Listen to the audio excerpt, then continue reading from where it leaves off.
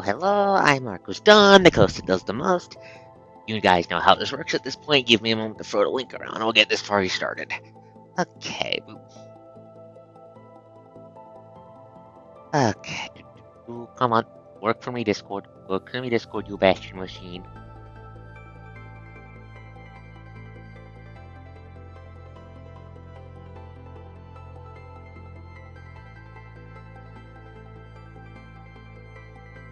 Ba-ba-ba. Okay.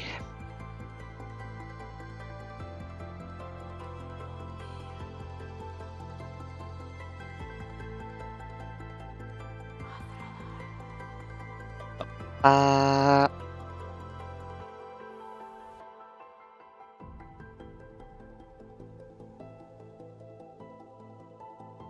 Down here.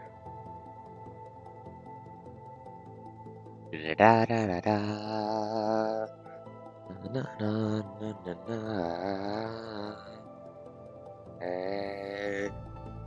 Into the sons of wrath, I'll burn the past. Okay. Get it. Okay. Hello, Ori. Hello. I had pat you. We're almost done throwing the link around. I just need to hit one more spot in blue sky and we'll get this party started. But hello, Ori. Hello.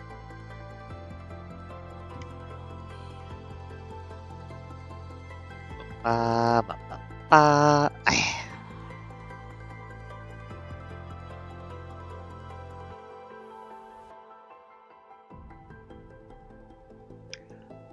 Crack my knuckles. Stretch. Okay.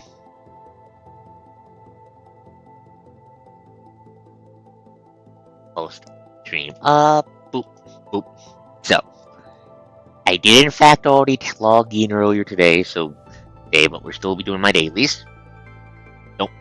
I was poking things. I was checking the file size and such for storage stuff on my end.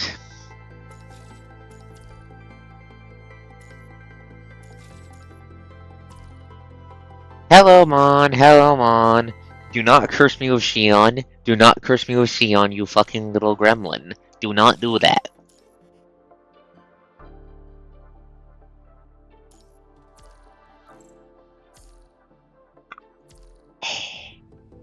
What's yelling at me for? You're too late. No, it isn't too late. You missed. You typoed. It's curse if Xion. That's you typoed, fool. You typoed, fool. Ergo, I am not cursed. Typos make you immune to the curse. They make the curse backfire. You are now cursed.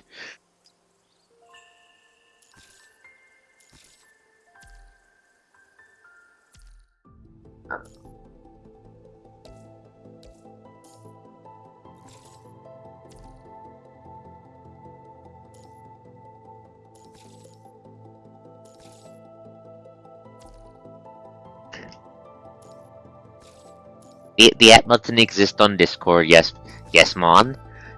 That's always been a thing. Okay, where did I put my controller? Right there.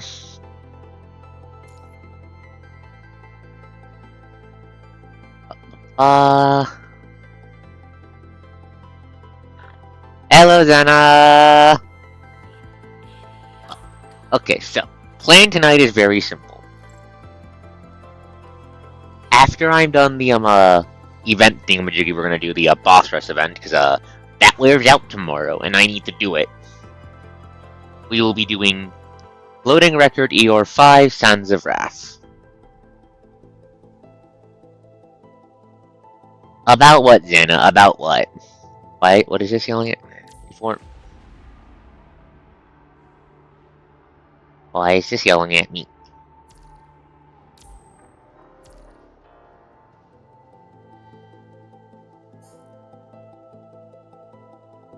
I see. I have a bookmark I need to get rid of. Where is it? 24.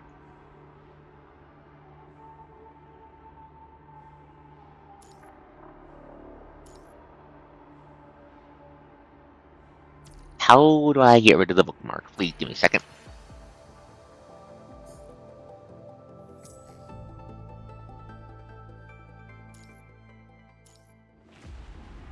Is this Stop yelling at me now. There we go. Tantalum.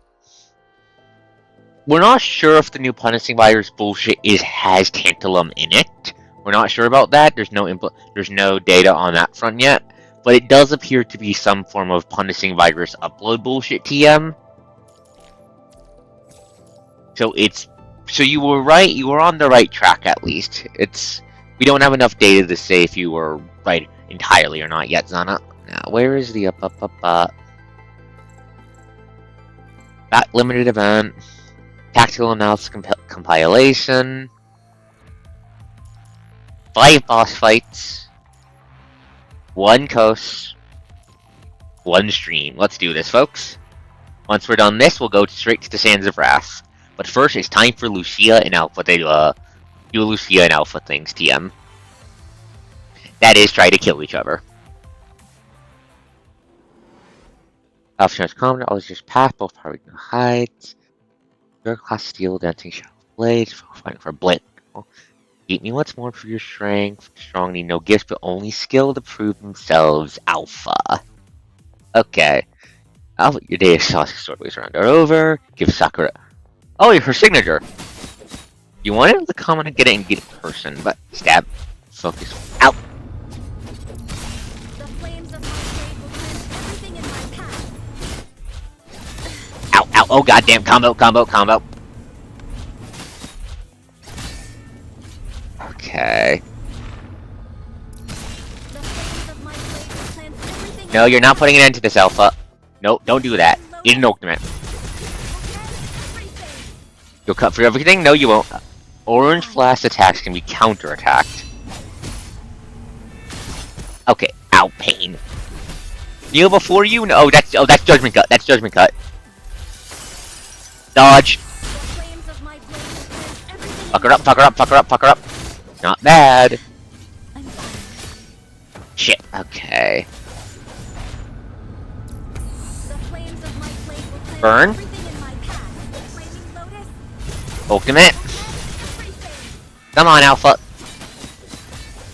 Ow, oh god damn it. Lucia, stop getting comboed. Girl, you're good. Oh shit, that's the judgment cut. Get out of that. Do not get hit by that. You will die.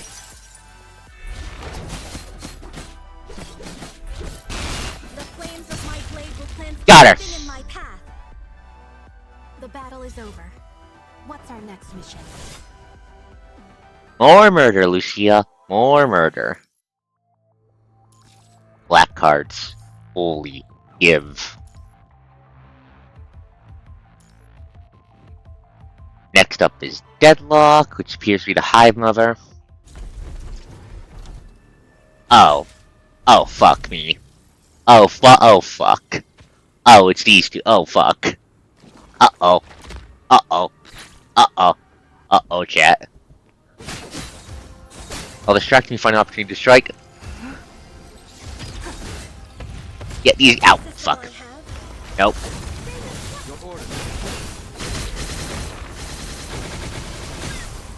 Master T-Souls can have features. Everyone just... Oh shit, just shoot them.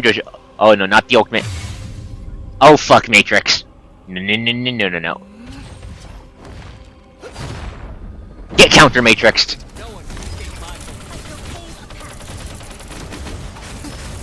Right, what's Lee, what's your core thing? Fix any free pink plus red orb. Got it. Bang. Lucia.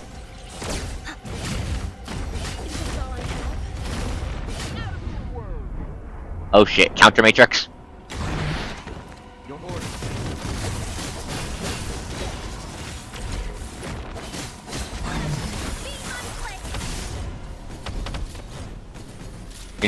You don't have 100 health bars to save you, fuck boys.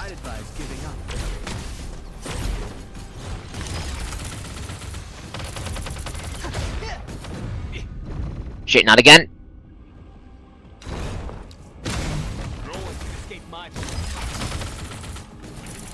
Eat bullets, come on.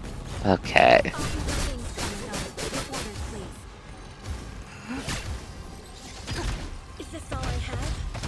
Shit, combo.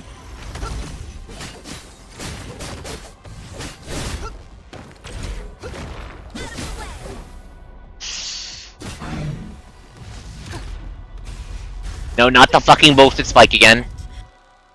Oh, come on. I beat them, but come on. Okay, next up it's Isla and Alyssa's Dark Riku fight. Our battle, our stories, they're bound to echo through the land.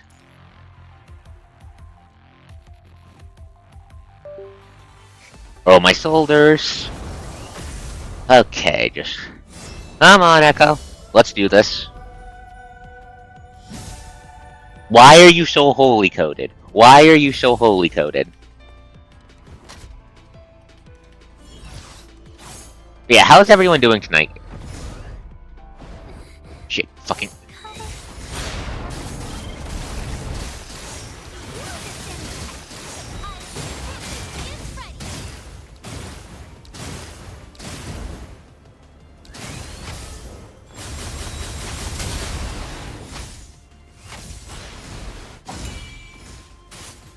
Okay, missed the opportunity. Fuck. Yeah, how's everyone doing tonight?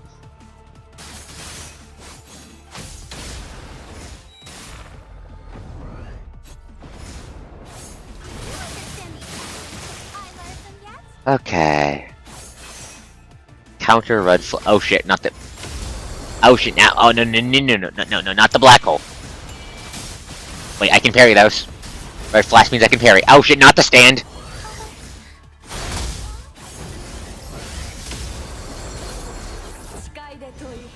Oh shit, not the Excaliblast!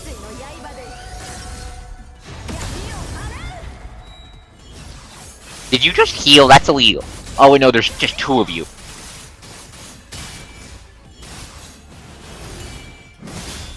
Harry?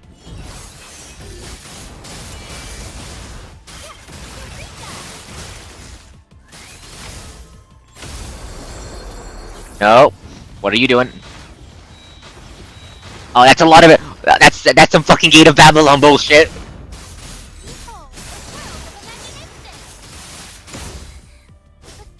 Okay, come on.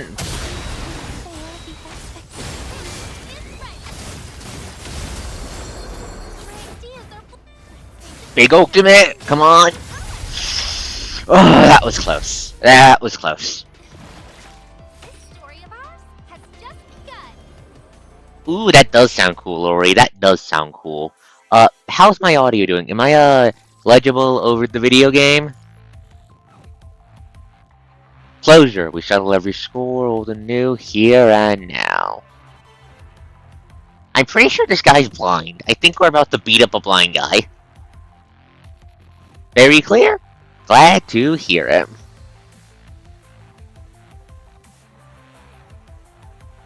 Ba ba ba. I don't want my voice to fry though. Hello, edgy man. Hello. I see you. Don't put that mental image in my head, Xana. It's a cardinal sin. Okay. Understand your cast trigger signature switch increases this value by 12. Max. Vera triggers it by pressing holding her basic attack. He casts it. Got it. When the signature value reaches 99, tap the button to send the enemy to hell. That's not me making shit up. The game is flat out saying when the gauge is full, press this button to send the other man to hell. I'm not sure what to feel about this. Actually, give me a second. Properties, no. Give me a second. OBS.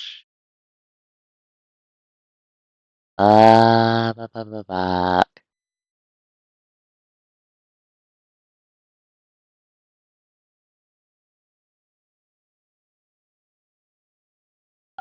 I'll poke that around in a minute. Okay.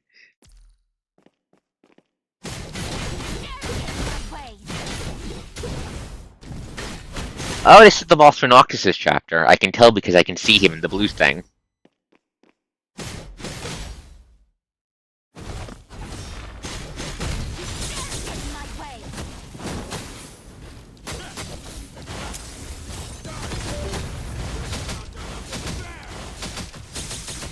Noctis beat his ass. Noctis beat his ass.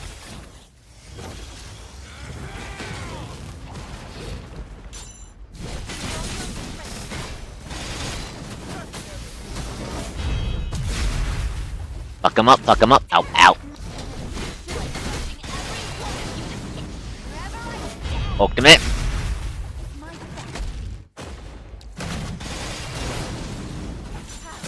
21, get him. Yeah, 21, tear him apart with Vera's help.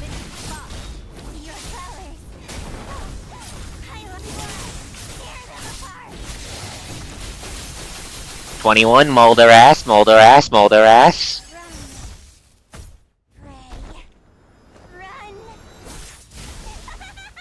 Noctis, get his ass.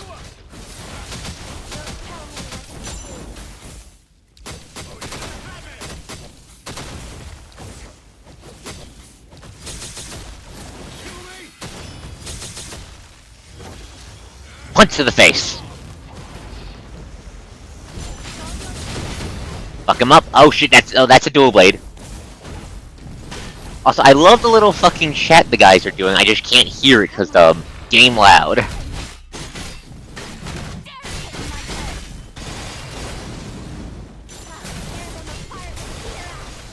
Tell them, send them to hell. Send them to hell.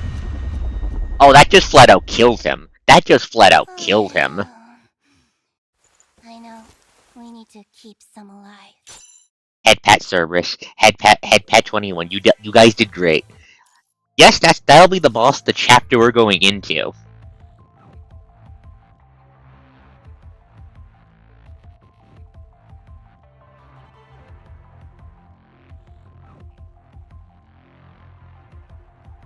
Time for the final one.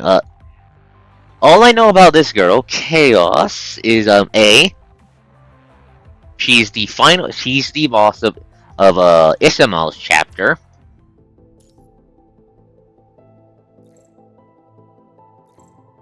This girl beat the Merciful One, the third Ascendant, the third Agent.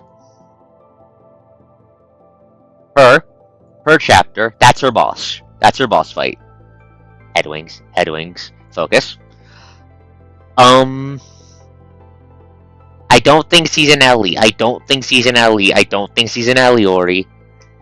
Anyways, more importantly, back on topic.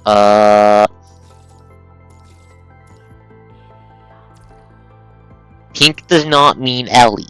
Not all pink things are Ellies from Honkai. Yeah, okay.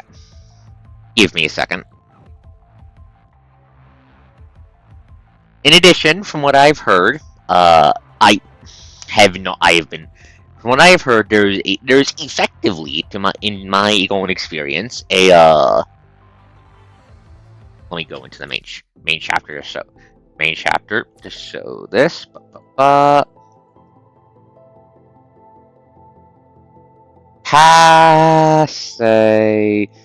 Honestly, no. From what I've heard,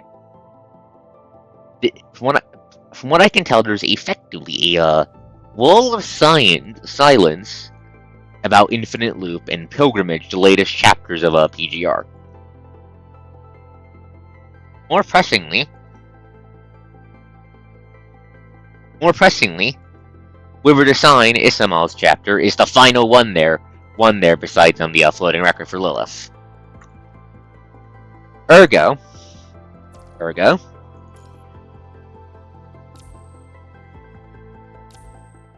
I'm going to mute the video game and tab over so I can open the fight and see if it says anything spoilery. If it doesn't, I'll cancel and come back so we can see it all together. Okay? I think she's cute. I like her design. However, give me a second to just spoiler check, folks. Apologies for the silent background.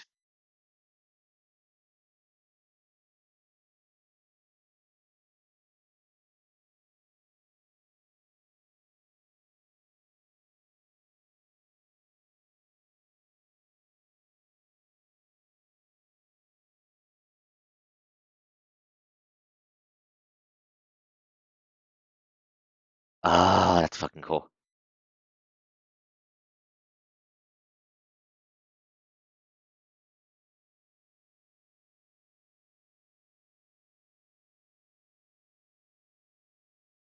Who are you?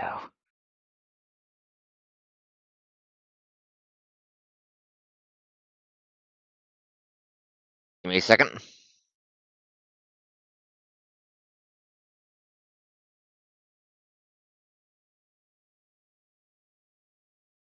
Okay, give me a second to retrieve ominous sounding things, but doesn't sound like I'm spoilers.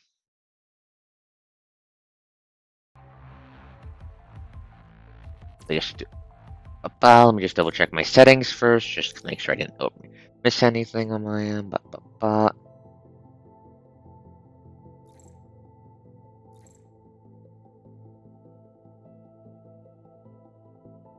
Just double checking my settings first while I think about it. Please hold.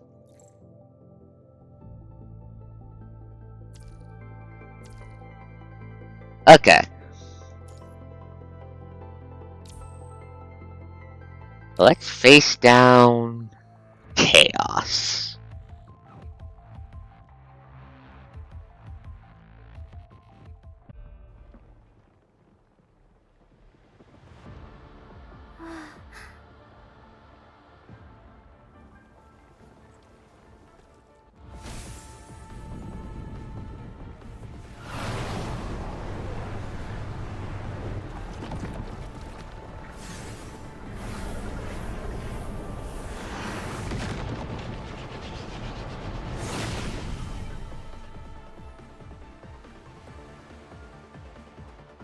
Humans, civilization, are precious. But not hurt them.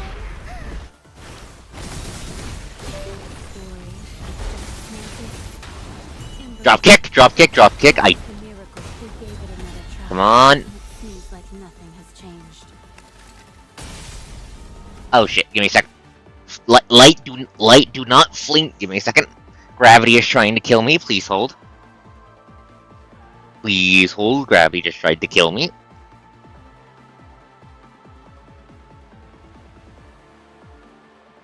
Okay. Are you going to fall over? Are you going to... I see. Apologies, Apologies, one of my plussies almost knocked my light onto my face. That would have been unfortunate, chat. That would have been unfortunate. Now let's get back to the epic anime fight. Oh god, combo. God, you hit hard.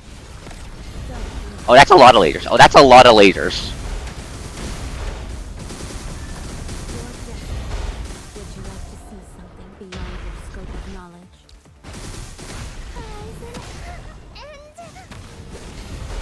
Oh, that's a nihil barrier. That's a nihil barrier.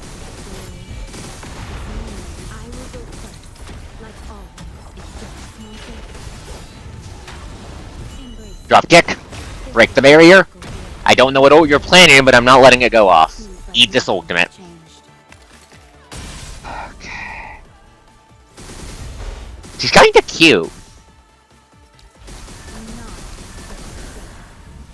No, not again. Stop with the laser rain. What the fuck? Is that a fucking black hole?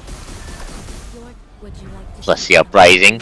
No, it's just gravity trying to kill me. It does that occasionally.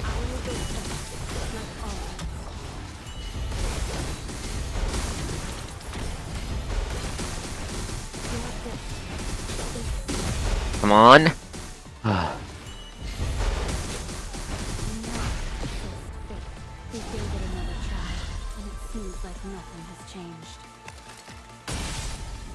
Seven bars. Girl's not that tough, it looks like. Just flashy as fuck.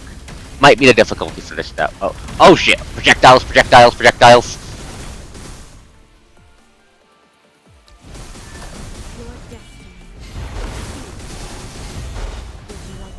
Come on.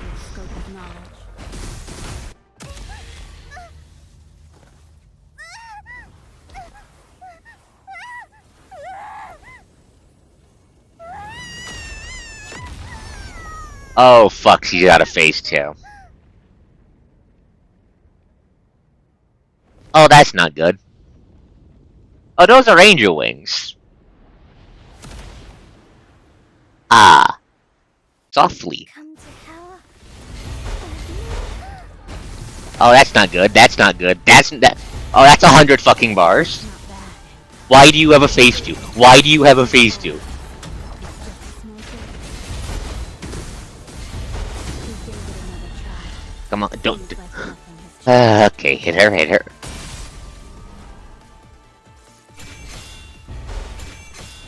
Harry. God, this is eloquent as fuck.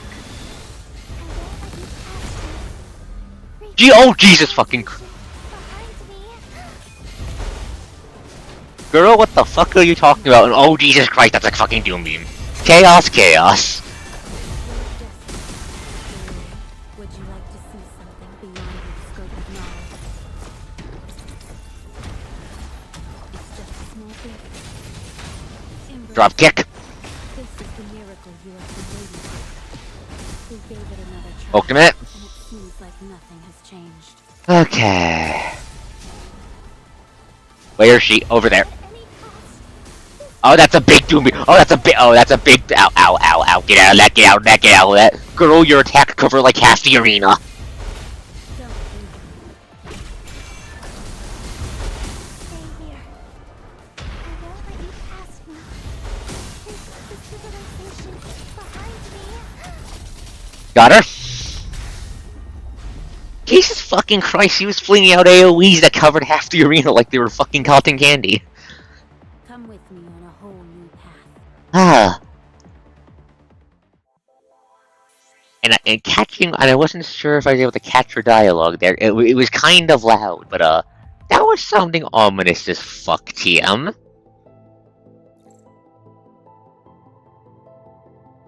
What the fuck happens in this chapter? What the fuck happens? I have some concern. I am filled with concern now after seeing Cat. She was throwing out every AOE's that were covering like half the goddamn arena. What the fuck? Just what the fuck?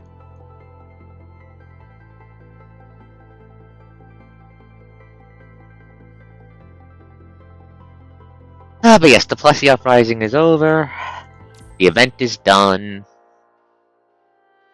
It's time to do what we came here for. ER05, the Sands of Wrath. Where's my fucking cough drops? Actually, I'm gonna need to grab those, actually. Gonna need to grab my cough there. Gonna grab my new fucking bag of cough drops for this, cause, PGR story.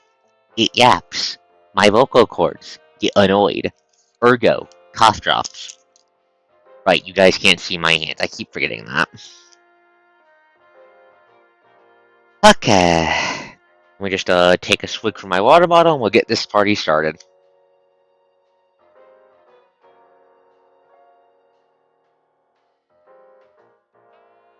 Even if we didn't like just see the boss for this question mark, I can still just feel the Western vibes coming off this. I don't know why Cerberus Squadron is getting thrown into a goddamn Western. It just looks like they're getting thrown into a goddamn Western.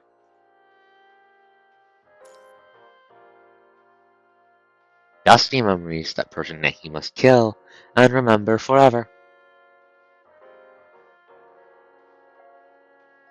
Who the fuck?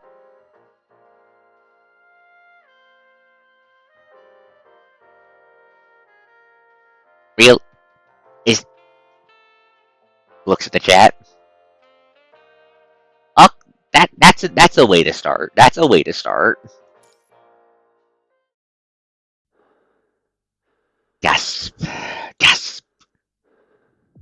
Heavy breaths pump air into the frame, bringing the heavy odor of construct vital fluid into the sensor of smell. That was just Kuro, why are you open? Kuro, why are you going so hard? This is the start. Usually you save the horrors beyond our comprehension for the later half of the chapter. Why are you starting out with us almost dead? For constructs, breathing is not a necessary activity. Right now, it is these remaining human instincts that are still holding him up. He pushes himself up with his remaining right arm, stumbling towards that cliff's edge, where the person he must kill awaits. Get up! Get up! Answer my question. Gnashing his teeth, he throws a punch at the man struggling to get on his feet, only to find his opponent still maintaining that infuriating silence like he always knew. Silent, reserved, calm, and reliable as always. His one and only brother. Ah, I see Kuro has decided to once again put Dante Virgil bullshit into the video game. Let's see, we first had it with Lucia and Alpha, and Lucia and Luna.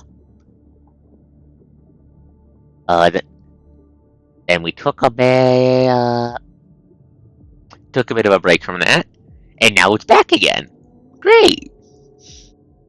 Yet that silence is deeply hurting him at this very moment, as he is unable to vent his anger and sorrow. You won't say anything, huh? Fine. Clenching his teeth, Noctis picks up a heavily damaged katana and holds it up, trembling. Okay then. Just die!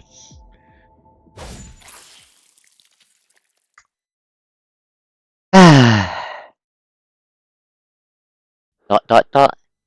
Gasping more. Achoo! Noctis, reclining on a lounge chair for a midday nap, is abruptly startled awake by his own sneeze.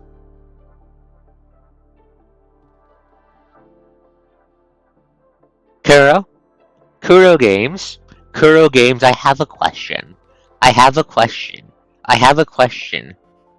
Why did you take the Sonian protagonist out of the Sonin setting, filled with whimsy?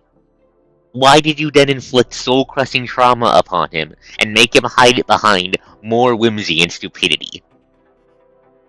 Why? The first sight that greets him is number 21, clutching her tail and baring her sharp teeth in a threatening display. Head pat, head pat, head pat, head pat.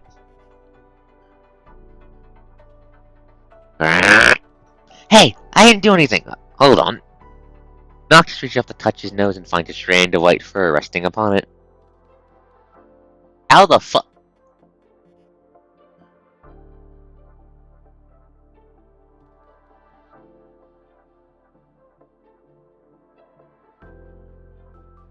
Please hold. Please hold. Please hold. Please hold. Please hold. Coast is checking something.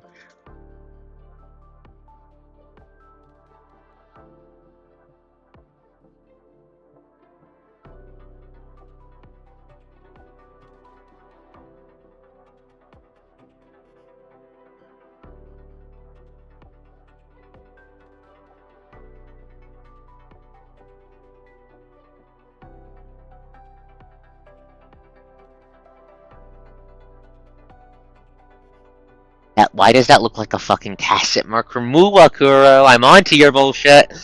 Okay, back on topic, Ghost. Noctis reaches up to touch his nose and finds a strand of white fur resting upon it.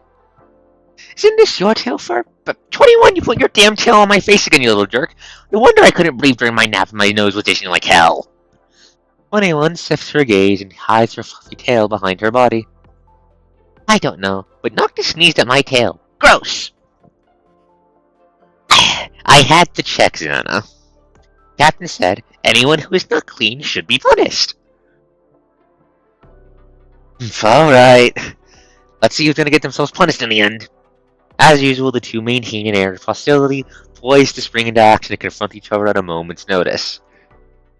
After a brief standoff, the tension dissipates as 21, arched back, gracefully relaxes. She lowers herself onto the floor, stretching her body in a display of boredom, while Noctis releases a weary sigh and unclenches his fist. I'm not feeling up to anything right now. I want to go outside and play. Do 21's unauthorized release for frame restraints during the event in the Heterozone. She and her squad have come the target of the most troublesome faction in Babylonia. The Control Court. We haven't heard much about these guys. From what I know, I'm pretty sure these are the people that the Purification Squad that Bianca and her folks are answer to. And that implies they have some serious political power, seeing as how, well, the purifying force are the people whose jobs are to hunt down constructs that get corrupted by the punishing virus and stab them to death. That's their job. They also deal with other defectors too. But that's the most pressing matter. And, well, just the name, the control court, is ominous, and, well, I'm going to remind everyone that we've seen the Merciful One, the third agent, on Babylonia as a member of the control court going by the name Isamal. We've seen her here. We know she's in that organization. Before the control court reaches a conclusion, the members of Cerberus must remain confined to a restricted area surrounding their lounge. Hey, 21, you got wind of what those control court guys were saying, right? If they actually find the evidence, what's going to happen to Vera? Lying on the floor, 21's ears droop as she idly gathers the scattered drink cans. A moment of silence envelops the room before she finally opens her mouth to speak. The pink-haired person with a strange vibe said, if it's true, I will be removed from the squad for investigation, or they will dismiss Captain from her position, making her leave. Biology. 21 blinks, her gaze shifting to the door of the Cerberus lounge. Today marks the final day of the control court's investigation, yet Vera, who had gone to the control court, has not yet returned. They managed to endure this day. The control court will no longer have any right to intervene in the affairs of the task force. I don't want to be away from Captain. Noctis sits on the lounge table, crossing his legs, brow furrowed tight. However, before long, his usual unbridled grin manages to break free, spreading across his face. That's why you're just like a little kid who can't live without Vera. Anticipating 21's typical response of being provoked by his words and starting a bickering match, Noctis is taken aback when she instead meets his gaze with a serious expression, shaking her head. It's not true. I'm different now. It's not because I can't live without the squad or Captain, but I want to stay here and stay by Captain's side. Different now. Good talk, huh? Noctis playfully tosses the empty drink can he holds into the air, watching as it gracefully rolls. By sheer chance, it lands perfectly on top of the pile of cans that 21 has just stacked up. Oh, did you see that, 21? Isn't it impressive? 21, for her part, only takes a quick glimpse and answers him with the most faked applause. Noctis, you're too bored. You don't understand. It's very hard for my new arm to pull off movements this precise. Noctis throws a series of punches into the air, generating a powerful gust of wind that caused the nearby pile of cans to teeter on the verge of collapse. Pleased by the display of his own ability, he nods with a sense of satisfaction. Hey, what do you think? The output's not bad, right? 21 squints her eyes, mouth forming a pout as she observes his actions. Her tail curls around the pile of cans, shielding them from the force of Noctis' strikes. Claws are still better.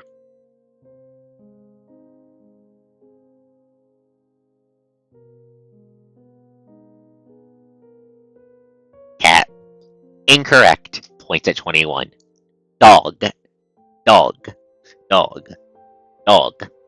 Not cat. Dog. Wrong fluffy companion type. Shortly after their return from that gruesome forest, much to everyone's surprise, Noctis made a request to the Science Council, asking them to replace his left arm with a full-coverage robotic arm, as if he had a premonition. The elbow joint still feels off. That could cause me trouble. Hey, 21, you hang tight here. I gotta swing by the Science Council and sort this out. Oh, Noctis.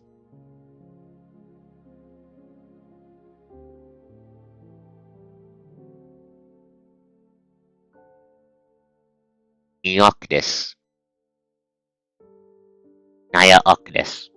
No, Neoctis goes better. Neoctis definitely sounds better when I make the cat pun. He might be a cat boy, but if he is, he's a very punchy cat boy. You can't. Captain said we can't get caught by the bad guys at the control court. We can't leave the lounge before she comes back.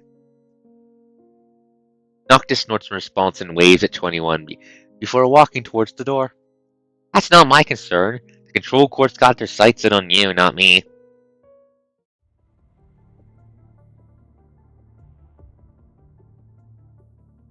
Noctis' opinion holds true. Throughout the entire investigation, the control court has remained oblivious to his presence.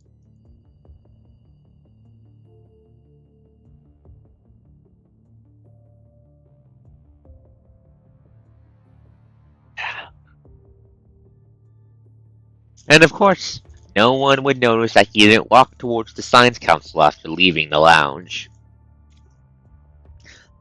Ori! Ori! Mike, please don't fry. Ori! Don't you remember? Cerberus is a Blops squad. They do Blops. They were Nicola's Blops guys.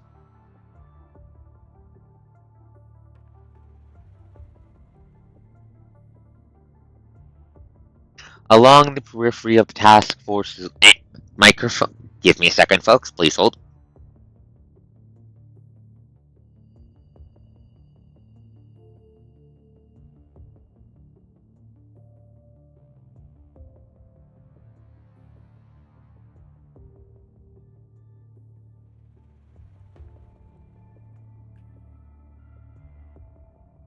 Okay. How does it sound now? I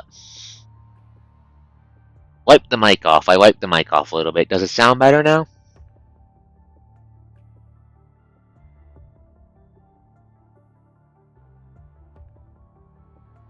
Along the periphery of the task force's lounge area, vacant offices are available for individuals and teams to use with proper authorization. However, inevitably, some people will just occupy them without seeking permission. I heard it crackle. I heard it crackle when it was bugging me. Flattery will get you nowhere with the great and magnificent coast. Flattery will get you nowhere with the great and mighty and magnificent coast. Among all the things that can be seen around these parts, humans are the rarest to be found. However, today, one of the offices is illuminated with light, where a blond young man is engrossed in reading stacks of documents while rubbing his head. Oh hey, it's Murray! Hi, Lee's little brother. Hi, Lee's little brother. Hello, fuckboy. While Murray holds the title of the Cerberus Commandant, the unique nature of the squad makes him not directly engaged in combat operations or day-to-day management. It does sound slightly clearer. Thank you, Xana. Thank you, Xana. He usually displays the role of cleaning up the mess left behind by his troublesome teammates, which is one of the reasons why Nicola assigned him as the Cerberus Commandant.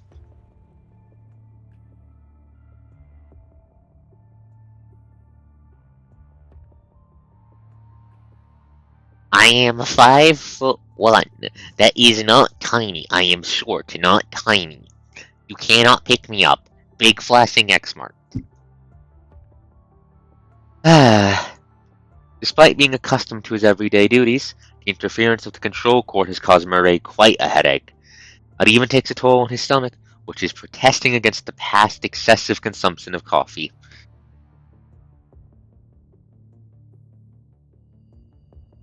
From one caffeine lover to another. Understandable. So, Kurno plays a part in this, right? Standing before Murray is Noctis, who has managed to elude the surveillance of the control court and make his way here.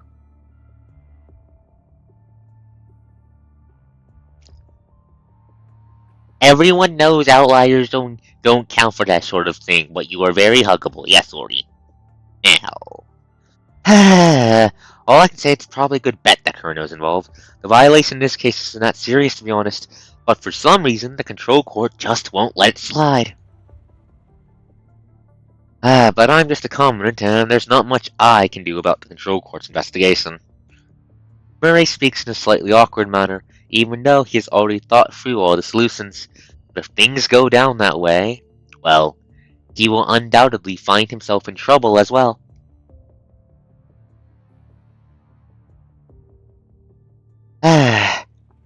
The female construct of the control cord is indeed quite rough to deal with.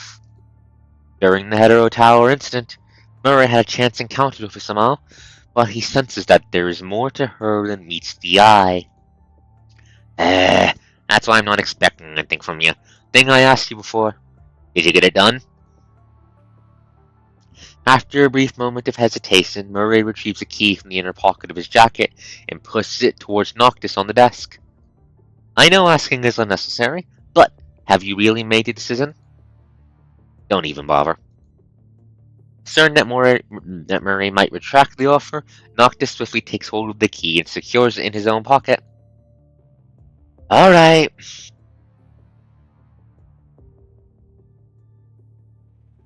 Alright, this key is exactly the same as the one held by Vera.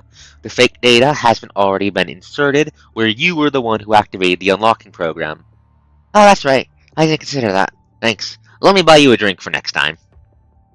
Wearing a bitter smile, Murray gazes down at the contents of his cup, which have changed from black coffee to a soothing Kaloum tea per Lee's request.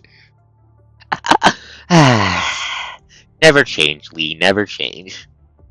Thanks, but no thanks. I'm doing this to help myself as well. I'm just saying. Maybe I'll never get a chance to see you again after this. Who knows?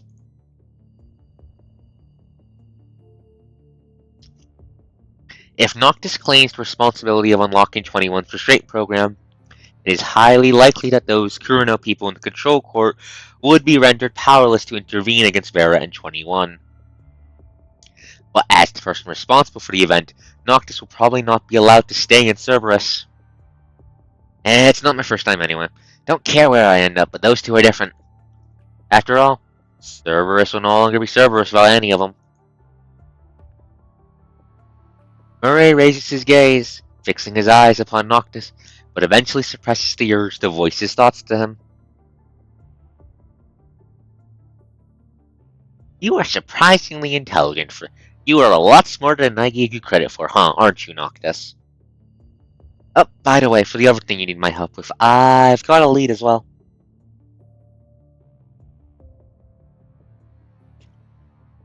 As Noctis examines the picture that Murray has presented, his expression turns serious. Tension captivated by an exceedingly faint figure captured within the image. Murray initially wondered why Noctis approached him suddenly, expressing a desire for his assistance in fabricating evidence to shoulder the entire blame for this event.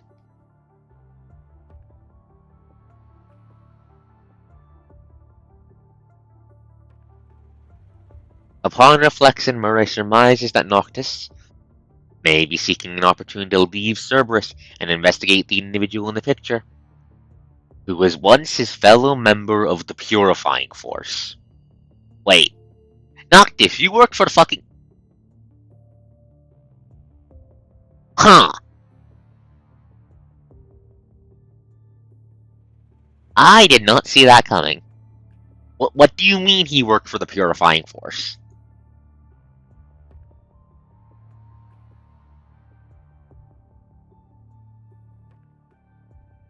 Some task force members spotted a construct that looked like the one you've been searching for.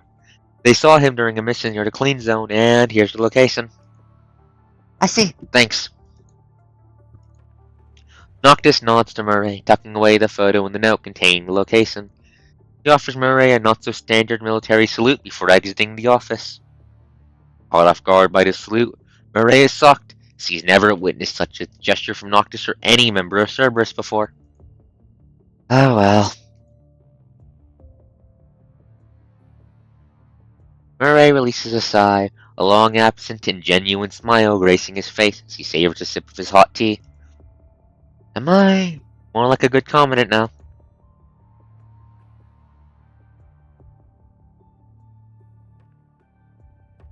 Lost in thought, Murray taps his temple for a while. Then he opens the desk drawer and retrieves a business card he had received recently from it, carefully examining the name printed upon it. Okay, one last security measure. Using a specially modified secret channel, Murray dials the number on the card. Hello, is this Murray? Blue. Who the fuck are you? Wait, that's the... Wait. That's the girl who was with Isama. That's one of the girls... She's from the control court. Hold up.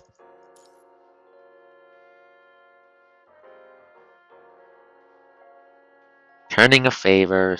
Looks like there's... 7 playable stages, question mark. How much was that one stage progression-wise? 4%.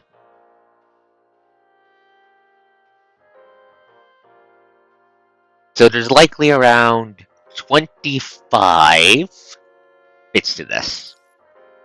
Returning a favor. Why is Everglowing Justice available? New Oakley. As Noctis continues walking, he unfolds the note that Murray gave him earlier, revealing a place name that he has never heard of. If he's still alive... Noctis tightens his grip on the note in photo, robotic left hand generating a surge of electrical sparks that ignite them, reducing them to ashes. Ah, I'll send that guy to hell with my own hands one more time. He gazes at the drifting ashes in his palm, fist clenched in determination. A wave of phantom pain surges through him, a stark reminder of the severed left arm from that fateful event. Suddenly, something weird on the arm catches his attention. What the hell is this?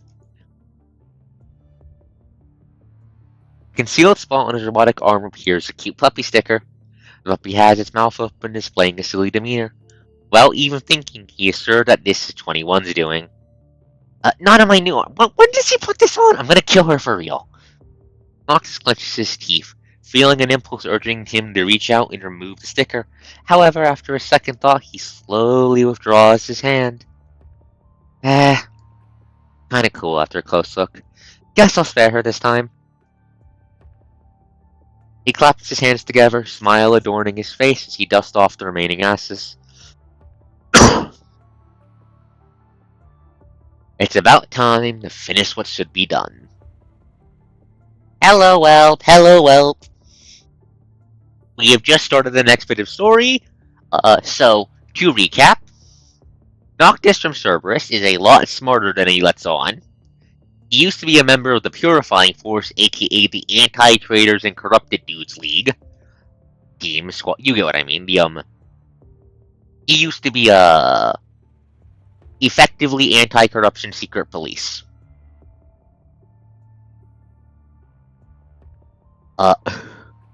He is currently setting stuff up so that the current investigation into Cerberus ends up framing him for being the one to unsackle 21. So Vera and 21 don't get into trouble, and this gives him an opportunity to leave Cerberus and hunt down an unknown him, who took his left arm the last time they tried to kill each other. How are you doing, Welp? How are you doing? Inside the office of the control core, a sense of oppression always hangs in the air. The immense pressure exerts its force, causing individuals burdened with their own inner demons to become terrified even before the staff begin presenting their evidence. However, the red-haired construct remains clearly unaffected, sitting with an elegant poise in a chair and calmly sipping black coffee. It's a bit bland. Construct taste receptors aren't the best to begin with. Make sure to serve up a stronger blend next time, alright?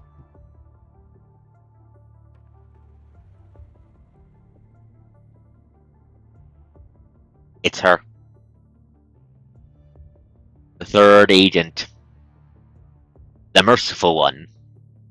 Isamal. What the fuck is she doing on Babylonia? What the fuck is she doing on Babylonia? We still don't know the answer to that.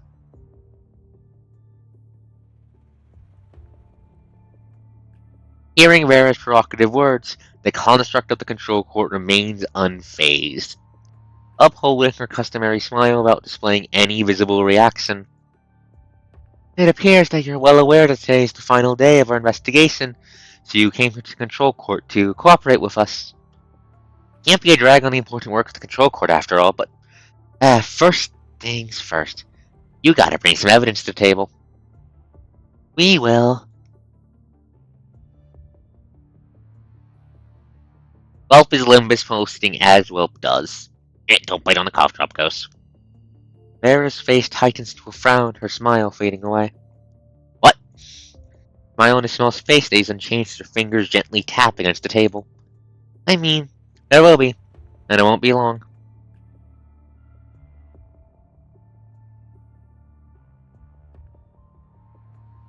Before long, the office doors opened. Control court construct nods at Ismail, hands her a memory unit, and leaves in silence. Although you all claim not to remember the details of the battle, we can still find out what happened on that day with this. What are you going to do?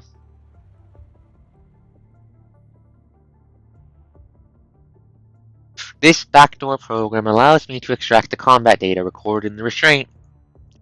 But while detailed data is unavailable, we can still find out clearly who disabled the restraint. Only Kurono has access to 21's frame information. As such, the control court has clearly received their help. What? 21 finally has her mind stable. Are you going to drive her crazy again? We are not the ones who decide whether this will be used or not. You are. Vera gives Ismail a furious, silent stare. We still have some time today. Take your time, Vera. Maybe you'll be able to recall something about that battle soon. About you. About 21, as well as the place you call Heterazone and the new hetero creatures bred there. Sorry to let you down, but there's no need. Before the auto door opens, a hand pulls it open with pure brute force. You are Noctis from Cerberus. Even Isamo is slightly perplexed at Noctis' sudden appearance. Noctis, what are you doing here? Get lost! Ah, Captain, I'm not here for you. Isamo notices something familiar behind Noctis. Someone. Lusty, did you bring him here? Ah, that's who the blue girl is. Hearing her name, Lusty barely squeezes the gap between the door and Noctis into the office. I'm here. Are you mad at me? Isama lets out a slight sigh. She rarely does so, before continuing to speak.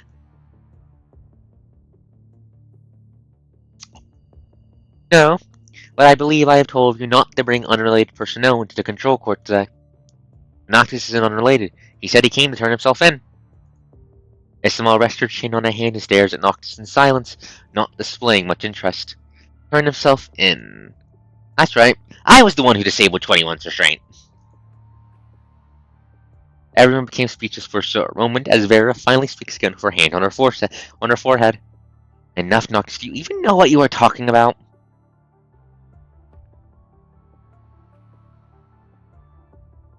Of course I do. Joke's on you, Captain. You didn't even notice that I swapped the key. Laughing out loud, Noctis takes out the magnetic restraint key that he had prepared. This appears to be identical to the key we retrieved from number 21. But no data could be extracted from the key found at the battle site as it was severely damaged. Lusty, check it. Lusty gives Ismail a quick, cheerful salute and leaves with the key.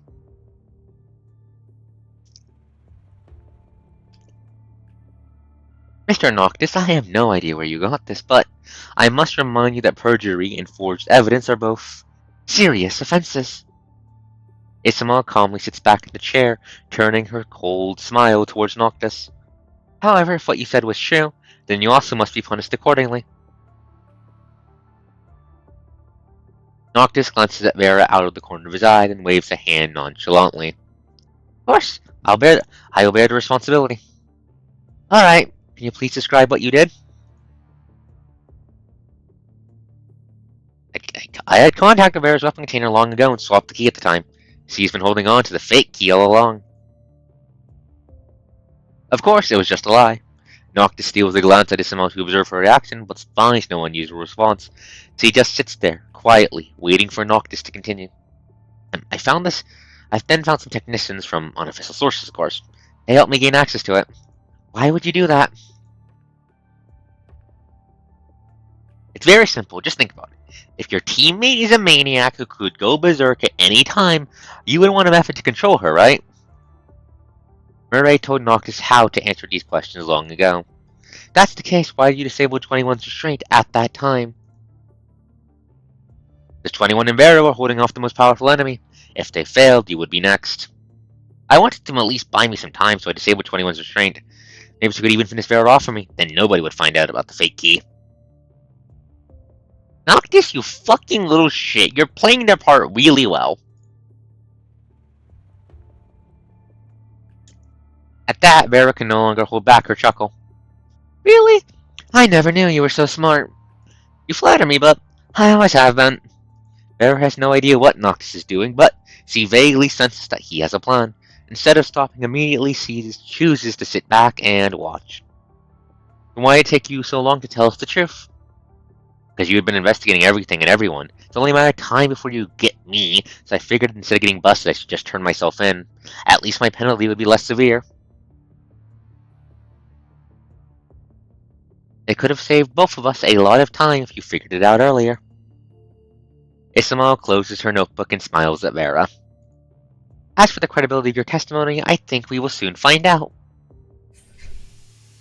Silence, and then the office door is opened again as he speaks.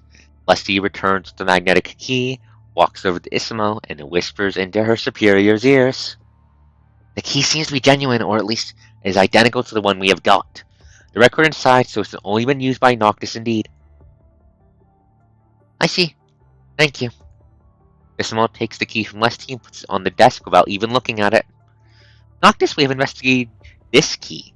It is indeed a genuine one, and we only found your usage history inside. But according to the combat operation report submitted by the Grave Incompetent, the two of you were together throughout the entire operation. When did you activate the magnetic key?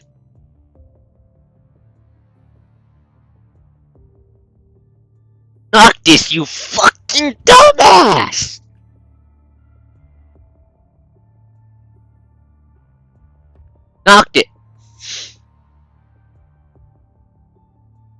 Noctis, did you not fucking think about that? Noctis, you fucking dumbass. Noctis! Noctis!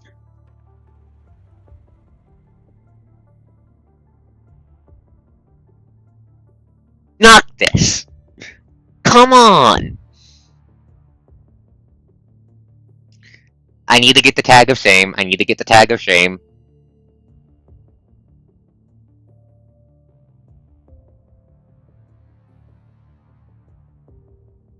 Bear the tag of shame. Noctis becomes speechless. It seems he never thought about that question.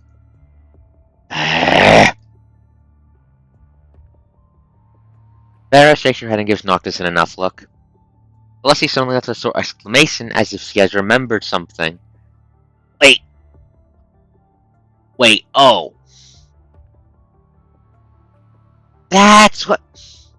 Is that what Murray contacted Leslie for? Oh, my bad. I was too busy this morning, forgot to tell you. The Grave Incompetent modified the operation report.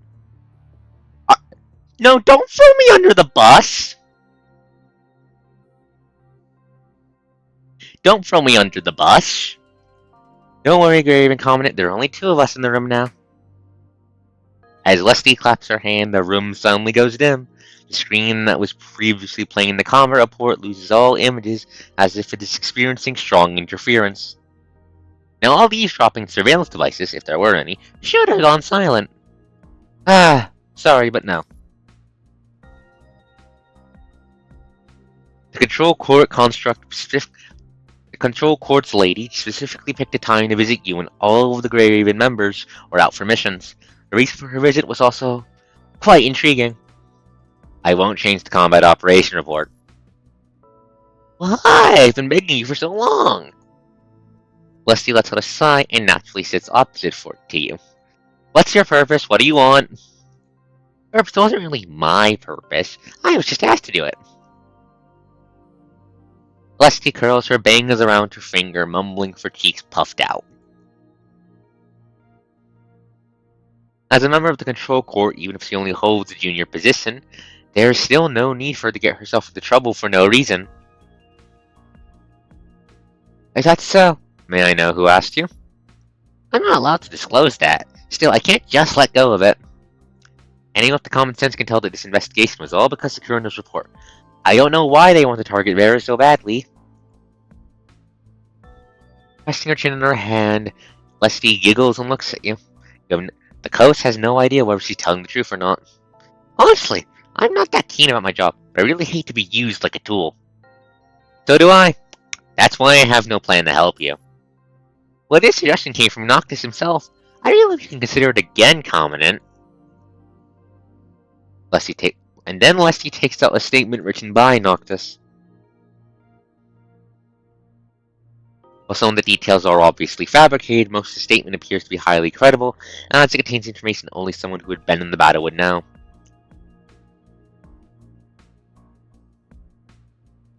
And most people consider Noctis a troublemaker and treat him like a hot potato. I know that feeling all too well. Lusty smiled, disappears as he hands you the operation report once again, and now with a rarely seen serious look. I don't know what Cerberus means to Noctis, but if he is so determined to do so, he must. But if he's determined to do so, then he must have his reasons. She pats herself on the thigh and gets on her feet. Lesty's usual cheerful smile comes back to her face. Well, I'll excuse myself here, but I'll leave the report here with you. I think I have done what they asked me to do. Looking at the operation report and Noctis' statement, you let out a sigh but grab the pen eventually. God damn it, Murray, stop playing me! Murray, stop fucking playing me! Murray, stop fucking playing me, you little fucking shit.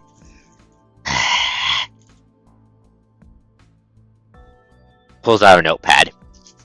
Note to self. Have Lee pick up his brother physically in front of Cerberus. I want them to see him be carried by Lee. This will be my revenge. And no.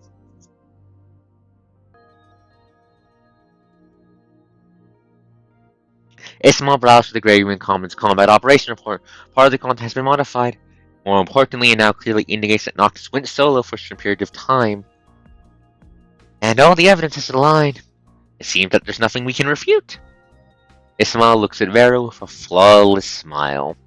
I apologize for wasting your time, Cerberus Captain Vera. He then turns to Noctis with an even brighter smile. As for you, Noctis, considering the multiple acts of insubordination you committed during the combat, including unauthorized acts disabling fellow member 21's restraint without permission, the final sentence will be sent to you later, but there's one thing I can tell you right now. Unfortunately, you will never return to Cerberus again. Yeah, I know. Noctis casually waves goodbye, then pushes the door open and leaves without even looking at Vera. That's a good member you have, Vera. Not anymore. After seeing Vera off, Lesty asks Ismail a question nonchalantly. Are we just going to close the case like this? I think so.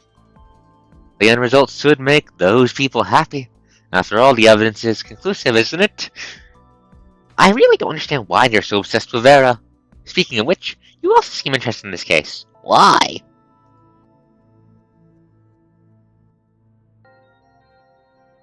Ismail casually glances at the mission report. It mentions that heterozone, a special red tide area generated from the Inver Hetero Tower, and the birthplace of new hetero creatures. Can I ask you a question, Lesty? Why do you always answer my questions with more questions? But yeah, go ahead. Lesty giggles, but her eyes still focus on Ismail's every action. Do you think that humans are animals? Humans evolved from animals, right? Of course they are animals. What about constructs then? Do you think we are humans?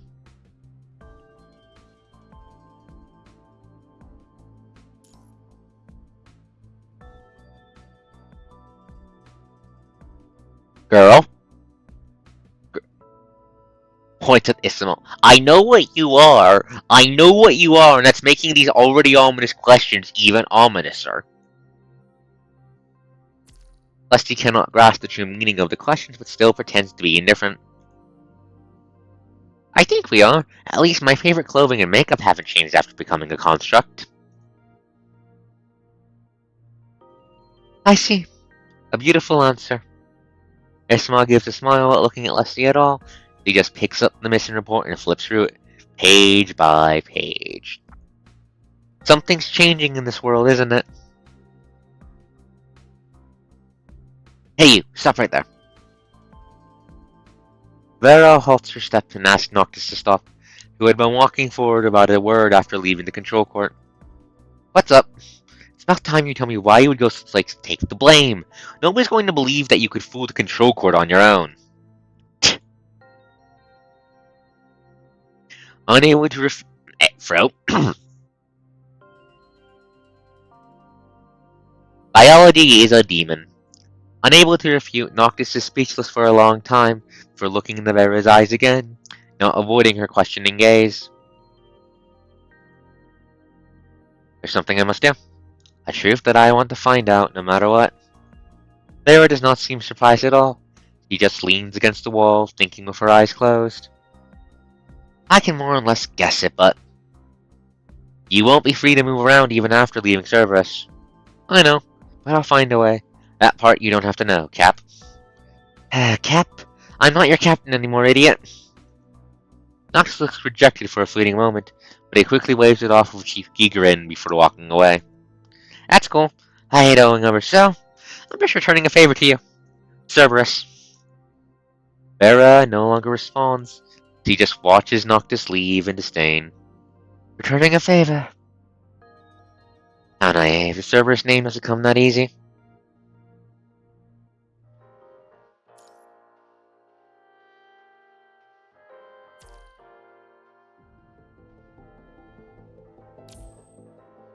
Why is it yelling at me to go never glowing justice? I'm not gonna do that.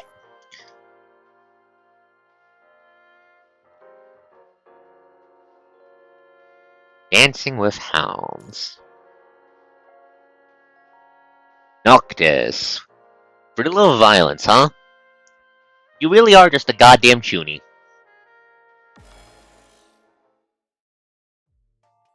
Am I really going to be stuck with you two? Oh, it's a flashback. Am I really going to be stuck with you two? Red-haired man smiles, showing his fangs like a vicious dog. What'd you two do to land yourselves here?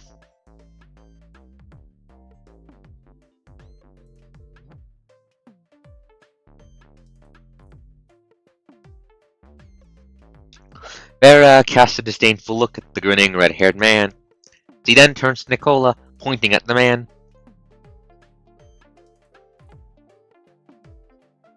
Dear Commander, did you ask us to come all the way here just to assign this idiot to my squad? What? How dare you?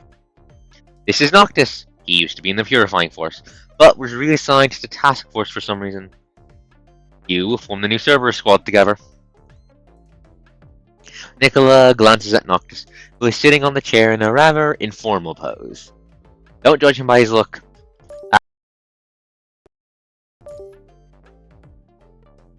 Don't judge him by his looks. After all, he's a Purifying Force elite who specializes in close quarter combat and explosives. He's also qualified for remote connection, more than enough to be your member. What member? Someone told me I would be the captain.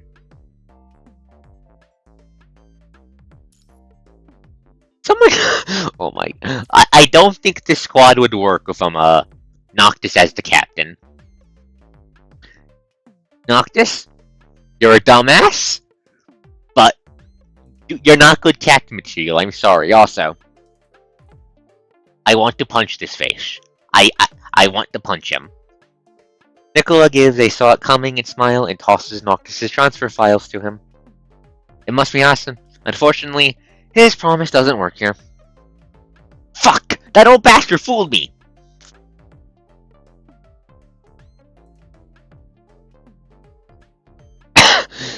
21 immediately moves jump scare, as is proper. Noctis suddenly noticed that the white-haired girl next to the obnoxious red-haired woman has disappeared. The next moment, he realized that C has already come to his side. Noctis' battle instinct makes him put up a defensive posture, but C seems to have no intention of attacking. All 21 do was sniff around Noctis a few times. When he gives her a sharp stare, she quickly trots back to Vera. What are you doing? How is it, 21? I smell a fool. You don't need to smell him to know that. Hey, are you trying to get me mad? 21 just stares at Noctis seriously, then blinks and says, but he's still strong. That will do then. I prefer partners who are not that smart. None of their words sound like a compliment, but Noctis seems quite glad. Oh, I didn't expect a dwarf like you to have such good sense. Just hide behind me when there's a fight, weakling. I don't know what a weakling is, but I'm not a weakling. Noctis bursts into laughter as 21's face rapidly darkens. So this is when the cobot falls from the ceiling and tries to eat his face, right? What do you want? Want to hit me? Come on, hit here. Oops, can his little arms easily reach me? Taking advantage of his long reach, Noctis tries to poke 21's forehead. Just when his finger's about to touch her, a dark shadow appears out of nowhere. Yup, the little guy, now deceased. Buddy! What is this thing?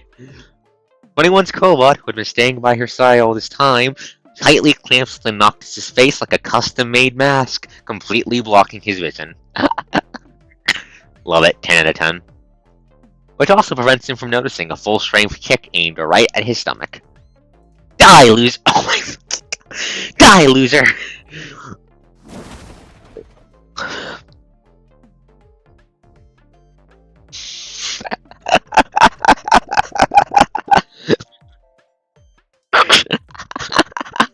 Oh my god, these fucking dumbasses.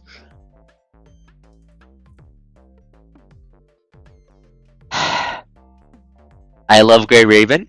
I would protect my ravens with my life. But God, Cerberus is good at getting a chuckle out of you.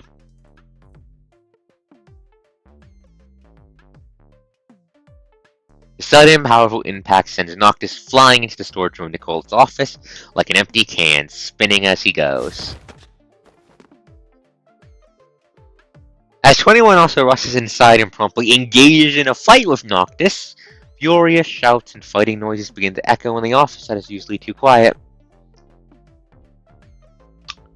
I want to take back my initial comment. Despite the intense fight, Vera continues to lean against Nicola's desk, reading through Noctis' documents as if nothing has happened. Told you he'd be great.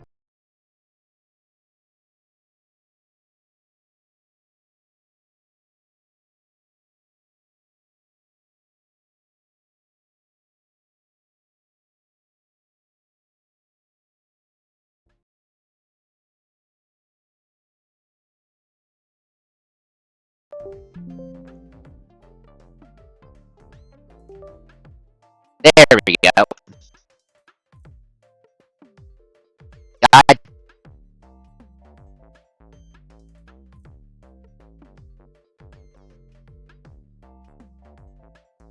A second. No, not the mic disconnected. What do you mean I sound awful? I do not mean to brush the mic. What do you mean I sound awful? Fuck, give me a second. What do you mean I sound awful? Is that just an Ori thing? It chilled the fuck out last time. I thought it was over.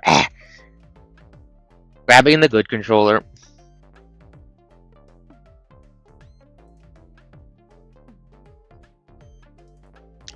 I don't like being choppy as hell. I don't like that. Okay, new controller plugged in. Testing. How do I sound? Testing. Ugh. Good to know. Oop. This is not an Xbox controller. This is a fucking...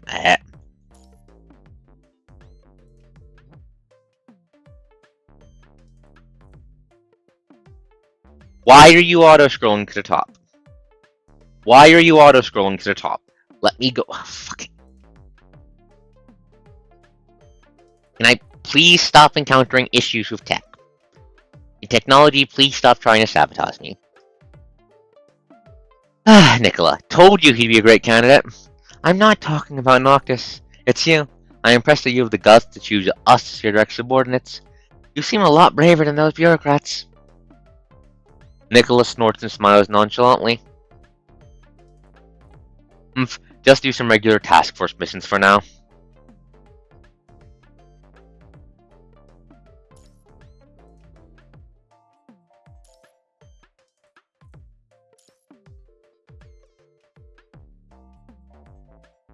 Stop trying to skip. Stop trying to skip. Why are you registering fake inputs? Give me a second, folks. Apologies.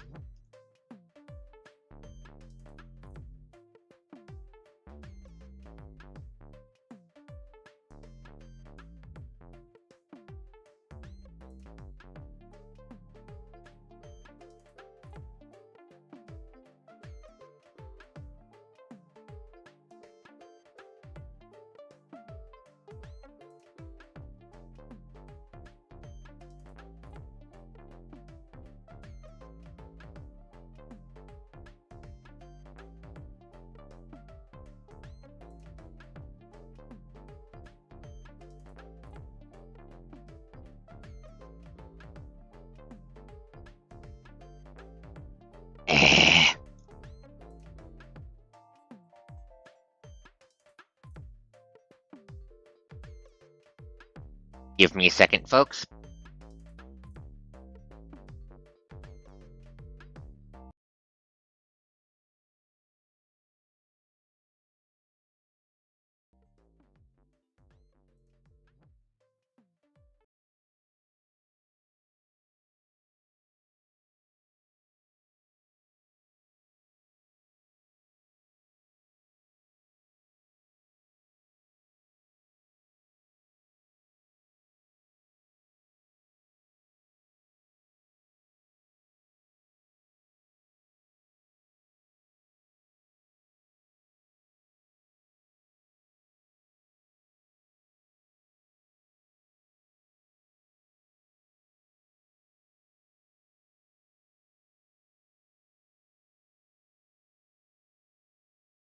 Okay.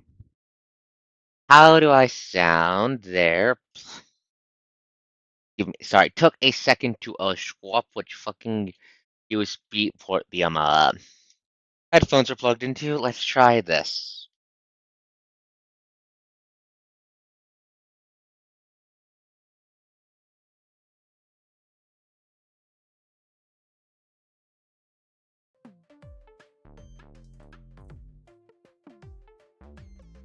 There we go, that's better. Just do some regular task force missions for now. Adapt and adjust yourselves as fast as you can, so you'll have a real mission to do. Vera takes the list from Nicola and carefully browses through it with a smile. She picks the first combat mission for Cerberus in no time. But there's another problem to be solved right now. Nicola opens the contact list on his terminal and finds a name on the very top. Celica, it's me. Can you ask the engineering force for someone who's not on a mission?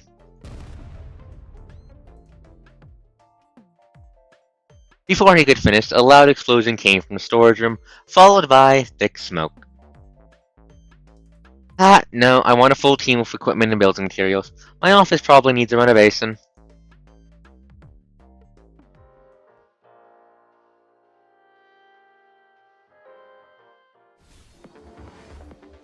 First mission, City Ruins 30. Hey newbie, go clear the place and set up the trap. I hope that isn't too hard for you.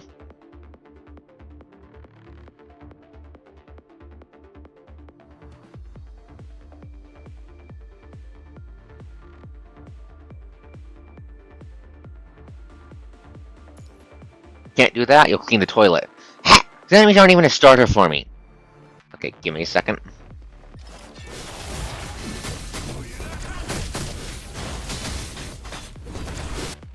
Give me a second, buttons.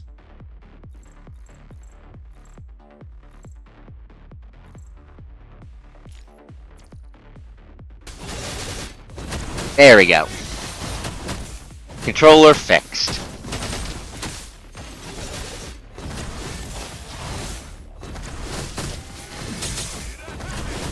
Beat this guy up, beat this guy up, beat this guy up, beat this guy up, beat this guy up. These hands are rated E for everyone. Too bad I won't get to see you cleaning. Too bad I won't get to see you cleaning toilets with an apron. 21, report your situation. Number 21, here. I'm guiding large corrupted towards Captain and the dumb newcomer. Arriving in 15 minutes. Set up your mind, newbie. Blow that steel thing to pieces when it comes. No need for all that hassle. I can smash it with my fist. Buddy and the big chunk are on the way. God, I love that little Cobot. I miss him. I'm sad it's dead. I'm sad the Cobot's dead. I miss that guy. He was so fucking cute. Cast signature to activate burst form.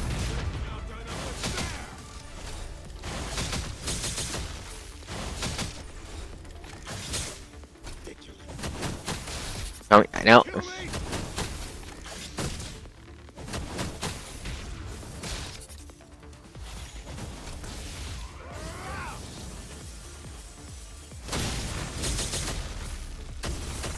There we go. Fuck it up. Yeah, no, the Cobot died. The Cobot fucking died during 21's chapter. The Cobot fucking died in the Hetero Forest, remember? The forest ate it.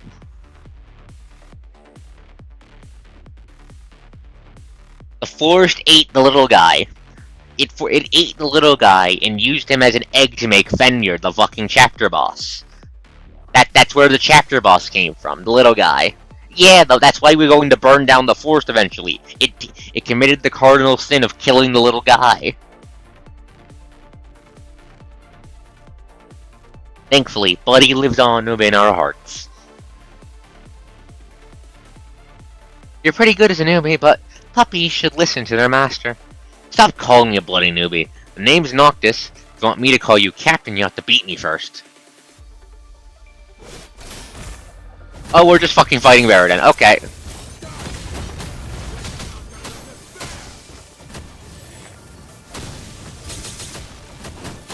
We're just fucking juggling her.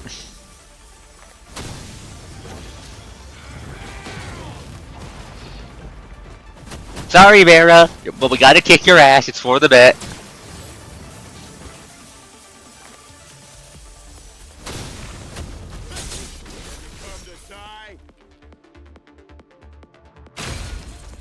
Cool, seems like you're holding back just now. 21, let's go. Where am I? Noctis slowly opens his eyes. He gets really confused by the fact that the sky seems extremely close, and decides to just space the fuck out. Captain, he's awake. Noctis hears a voice over his stomach. He feels even more confused, but suddenly remembers why he ended up lying here. You're quite tough. 21's full strength only knocked you off for 3 minutes. Well, if you're on the battlefield, 3 minutes are more than enough to kill you or turn you into corrupted. Fuck! Get off of me! Noctis' hands and feet are tightly tied together, so he can only wriggle around trying to shake off the construct standing on his belly. 21? 21? Why? Why are you standing on his belly? I'm standing on a cat. He's not a caterpillar! Despite Noctis' desperate struggles, 21 just spreads her arms out and maintains perfect balance. I ain't no caterpillar, at least a centipede.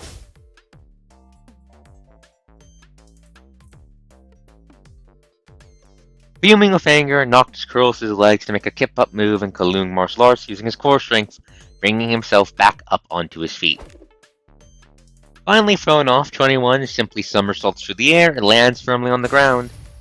With all his strength, Noctis exerts himself to break the steel rope that ties his arms, quickly strikes a fighting stance against Baron 21, I'll bet his still tied up feet make him look more funny than fierce. The rope's used by the support force to tie up large cargo. Can he even break that? Fuck! That thing will never hold me back. It was supposed to be a 101. I would never lose to you if you didn't cheat. Still looking for excuses. Noctis is such a sore loser. Shut up! Smiling, Vera walks up to 21 and pats her on the head. This is the proper response. Head pat 21. As a member of mine, 21 is considered my weapon. Just like this katana, I was using an available weapon against you. I think that makes perfect sense. Noctis opens his mouth but cannot find a word. He just feels something that is not quite right. Noctis is a fool indeed. Besides, nobody would fight with dignity in a real battle. How would you even survive until now in the Purifying Force? Purifying Force members often have to face the most desperate, vicious enemies in their missions. I know what you mean.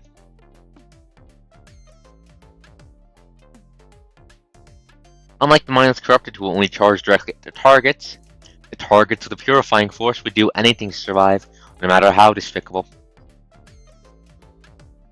The victory was mine, but if you're too much of a loser to take it, you are always welcome to challenge me again. With his hand on his hips, Noctis lets out a sigh and punches the steel rope binding his feet loose. 21 and her cobalt immediately move to Vera. Whatever, I'll listen to you. But don't get me wrong, I don't lose to you, it's just that. Noctis looks at his robotic arm. The damage marks upon it are still clearly visible. Unlike someone, I made the promise and I'll stick to it no matter what.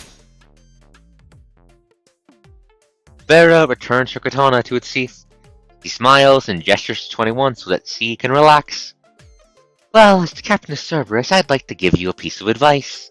You want to go back to the Purifying Force to murder the You want to go back to the Purifying Force to investigate the murder of its ex-captain, right? How would you... Wait, Bianca's predecessor? Murdered? Because I have a brain and eyes, and I also know how to use my weapons. You seem like the type easily influenced by anger. It's your weakness. It can also become your strength. While you are in service, find out the real target that you should unleash your anger upon. That way, maybe you'll get one step closer to the truth that you want. As Vera is about to leave, she pats on 21's back, signaling her to follow. Left alone, Noctis is still pondering Vera's words. Cerberus. From evil hunting hounds to puppy watchdogs, huh?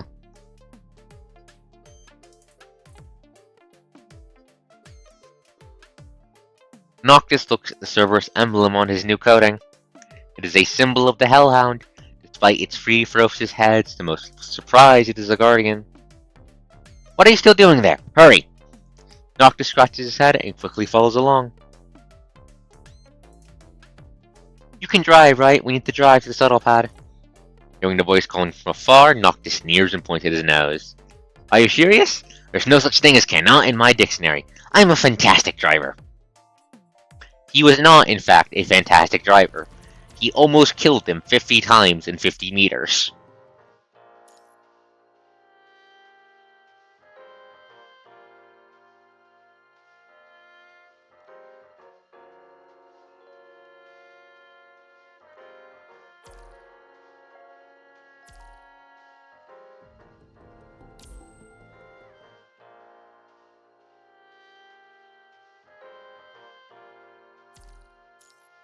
Effector.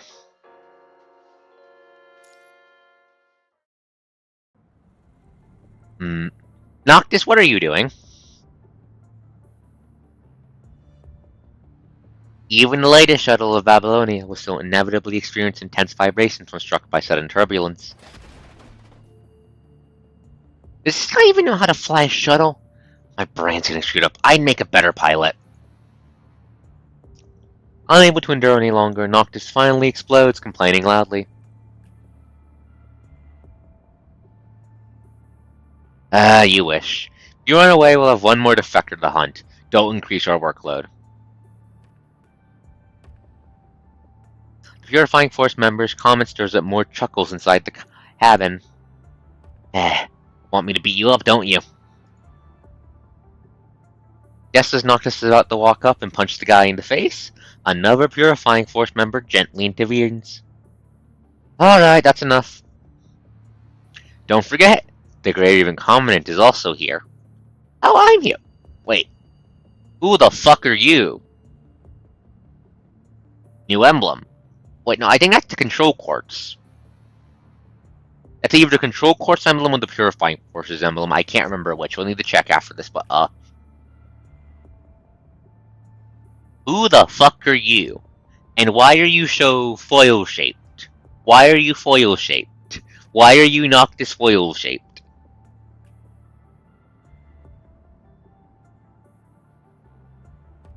I see it, Xena. I see it. I see it. You see... But why is he so foil-shaped? Don't worry about me. I'm just hitching a ride. Lee and Liv are both in Constellia, helping the engineering force repair the damage from previous battles. Meanwhile, Grey Raven will also be representing Babylonia to meet the local mechanoids, as well as the first batch of residents relocating there. You are on your way to merge with them. Wait. Realization. Hassan, are you making me do first contact? Hassan, are you making me do for...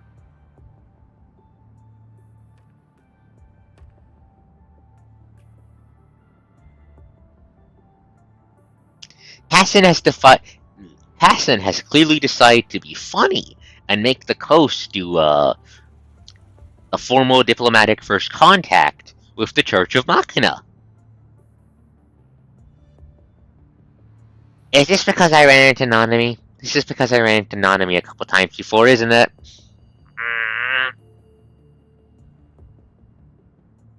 Hassan, I'm going to pour a gallon of sugar into your fucking coffee.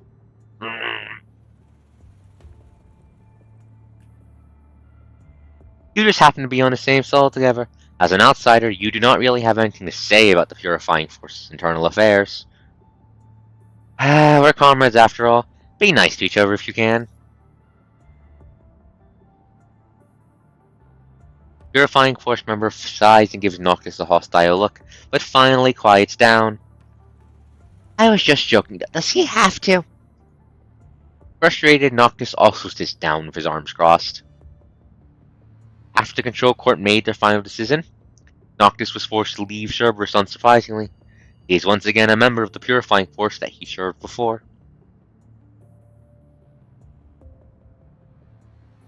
Penalty seemed somewhat lacking for the level of investigation. Perhaps Noctis was never the target, or perhaps someone helped him behind that Control Court's back. I didn't expect you to know these guys so well. Compared to the last time Noctis served in the Purifying Force, he hardly knows any of the members now. At least not in the subtle. I only met them once, you were there too. Perhaps because you once fought together when Bianca was trapped in the Copperfield Aquarium, the Purifying Force members are a lot nicer to you than they are to Noctis. How modest of you. I wasn't at Copperfield Aquarium, but from what I heard, if not for you, all the Purifying Force there would have never survived. I'm so lucky to have met you today. The name's Damon.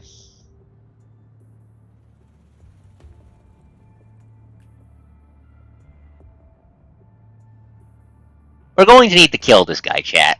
We're going to need to kill this guy, chat. I'm calling it now. We're going to need to kill this guy, chat. Chat, I think we need to kill this guy. His name is fucking Damon. His name is fucking Damon.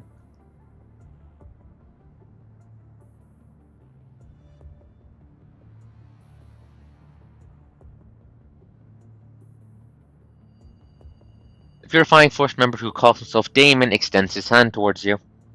Compared to other Purifying Force members, who are usually silent and reticent, He seems a lot easier to deal with.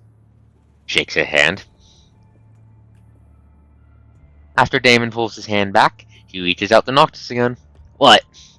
Just like the Count said, since we are comrades for now, shouldn't we try to get along with each other? Noctis glances at him and sneers, showing no intention of shaking his hand back. Damon, I have no interest in getting along with you. We just happen to be on the same mission. Knowing each other's names is more than enough. Damon's expression freezes for a split second, his hand trembling slightly.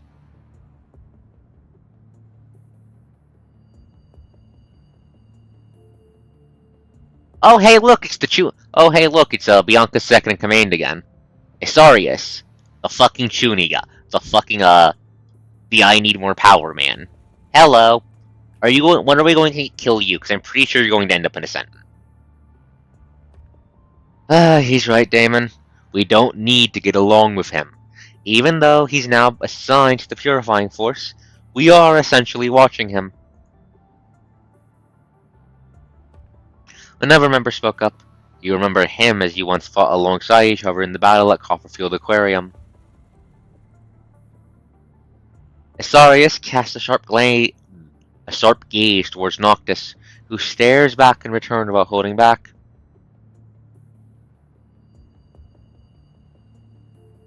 If we notice anything unusual about you, we will consider you a top-level threat and finish you off immediately. Should I feel honored then? I learned about your past in the Purifying Force from Captain Bianca. Rest assured, I'll always be keeping an eye on you. You have no idea what happened between Noctis and the Purifying Force, but he has clearly stopped smiling after hearing those words. Whatever. What are we doing today anyways? Did you not listen to Captain's missing briefing before we headed out?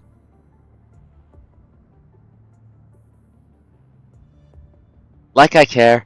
We're just going after a Kurno test subject who escaped from that con-something city, right? Alyssa? You're going after Alyssa? Should I stay away from this? No need, you're very incompetent. In fact, we could probably use some advice from you since you are also aware of what happened. Asarius turns on the projection function to his terminal and shares the location with everyone. After the target disappeared in Constellia, there have been sightings in the nearby conservation area, but we have received no casualty reports so far.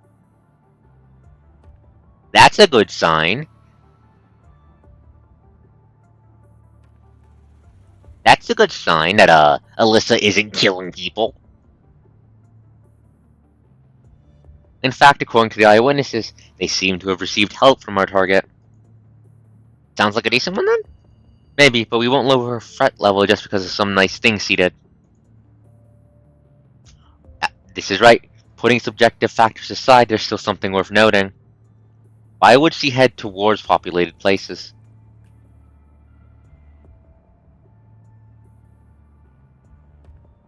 If she wants to run from the Purifying Force, she should stay away from the conservation area to avoid leaving traces. She is more than capable of protecting herself against the wandering corrupt in the wilderness. Now that I mentioned it, does feel weird. Hey, you really are smart. That's the blind spot we didn't notice. Commandant, could you elaborate? I think she has a reason to get in contact with those conservation area refugees. The area is home to refugees from all nearby areas as well as surface defense soldiers. Both groups are highly transient. She might be investigating something. That's just my thought, however.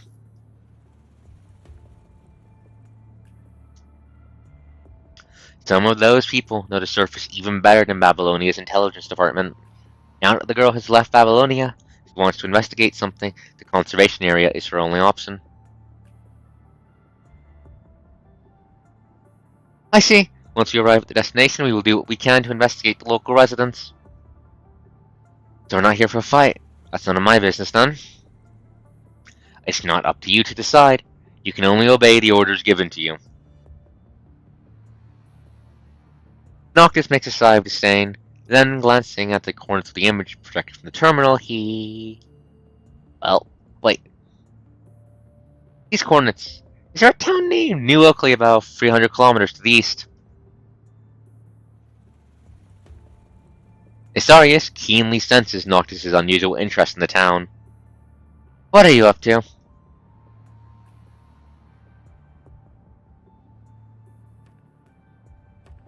Sleep well, if have a nice nap well, but if you pass out, then sleep well. See you later, well. Just trying to understand the mission target, duh. Isn't that what you guys told me to do? Fine, I'm out. Just call me when we arrive. Noctis crosses his legs scornfully, but keeps staring at the coordinates out of the corner of his eye.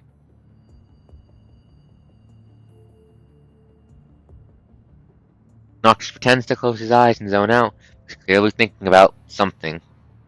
That action itself is a very rare sight. You feel a little worried. You're hitching a purifying force shuttle to the surface in a few days, right? How do you know? Don't answer my question for number one. Yes or no?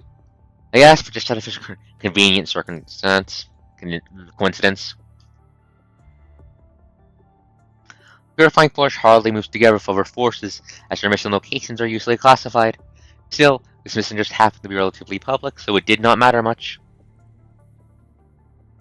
Noctis is also in the Purifying Force. You ever see him doing anything abnormal? Abnormal? Anything that seems off to you? Try to stop him from doing anything dangerous if possible. Sure, I will. Vera is still wearing the same, hard, distant look. Somehow you feel that C is a little relieved. Are you worried about him? Worried? Not really. I guess I just don't want my handy weapon to break. Vera's gaze becomes sharp again. You know what he's about to say next is all serious. If you cannot stop that fool, just stay away from him. Did I make myself clear? I mean... Sorry, I did not mean to brush the mic there. I mean, sometimes you seem even more oblivious to danger than 21 and me. Take a glance at the map. The shuttle is not far away from the conservation area. Other Purifying Force members are quietly discussing their plans after reaching the destination. Noctis, on the other hand, still keeps his eyes closed and pretends to be dozing off. He seems not interested in discussing at all. Everything seems okay, until Noctis' eyes become wide open with confusion. Hey, do you smell something? Stop it! I've had enough of your nonsense! Stop getting on our nerves! Noctis seems to completely ignore his words. He just keeps sniffing around around in the cabin. Noctis, is everything alright? Hey, that's the smell! Hey, can't you feel this familiar smell? Noctis suddenly widens his eyes and sounds instantly. Get down! Oh, that's a bomb! Oh, that was a bomb! Oh, that was a boom! Did someone just try to kill the coast? Did someone just try to assassinate me? His words are overwhelmed by a loud bang that sweeps the entire cabin. Coming in. Hey. God damn it. It's been like 10, 20 chapters. It's been like 10 chapters since I got the shit. 15 chapters since I got the shit beaten out of me. Come on. Fuck. Why did the shuttle have to explode? Why did the shuttle have to explode? Who blew up the shuttle? Who blew up the shuttle to kill the coast?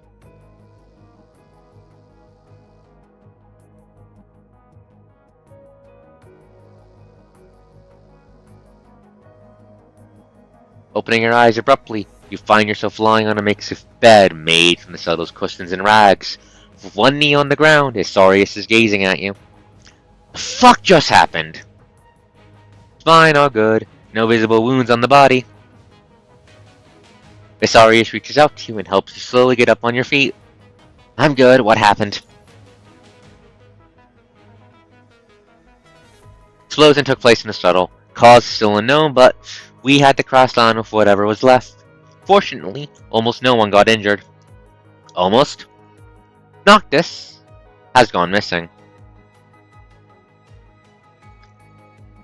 He ran off, didn't he? Fuckboy ran off, didn't he?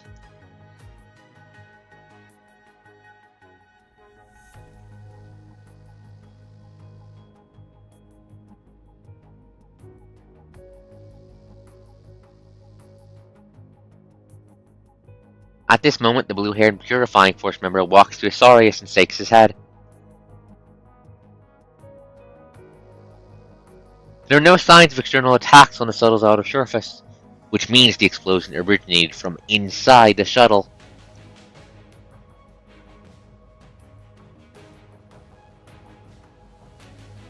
We investigated the residue at the center of the explosion.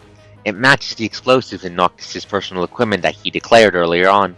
He also reported that he was the only one who knew the formula. Noctis, did you fucking blow up the ship with me in it? Noctis, you fucking idiot! What he meant was fairly obvious. Noctis was the culprit behind the explosion. Why would he do that, though? We still have no clue. You recall Vera's warning. Perhaps Noctis really had his own reason to leave Babylonia, even at the cost of defecting. But regardless of whether you want to help him or stop him, you have to find him first. Do we have contact with Babylonia? Tried. Soul's communicator was... Apologies, trying to stop stumbling over myself. We tried. The shuttle's communicator was damaged. Our personal devices suffered from strong interference. I'm afraid we won't be able to contact Babylonia for a while.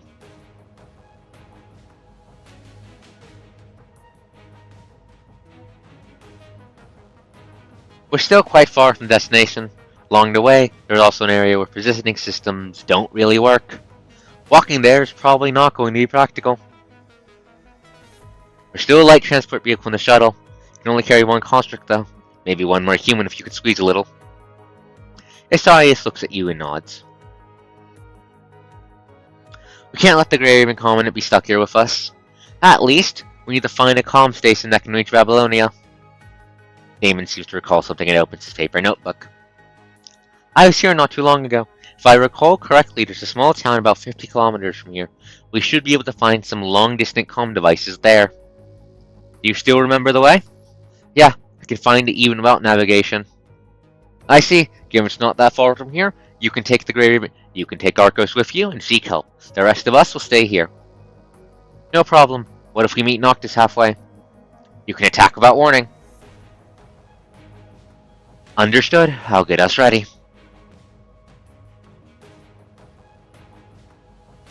When Great Damon turns away, there seems to be a meaningful grin on his face. You do not know if this is just your delusion, however. Did you frame him? Did you frame him? Did you frame the explodey guy? Out and about, you are not welcome in New Oakley. Of course I'm not welcome. I'm the coast. It's a town. I'm usually not welcome in those by dint of being too cute for towns. Anyways, let me check something.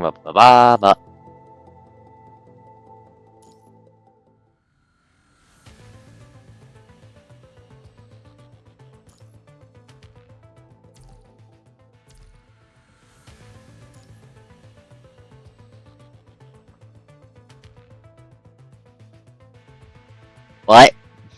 I'm checking something. Give me a second. Where is it?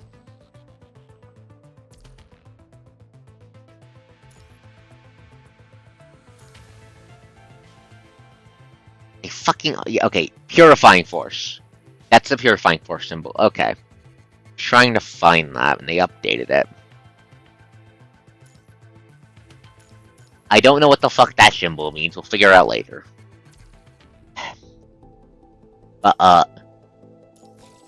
I don't want to kill Noctis.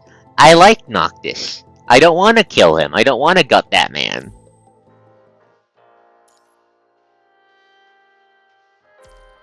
Actually, how far are we in it? 19%. Town of Outlaws.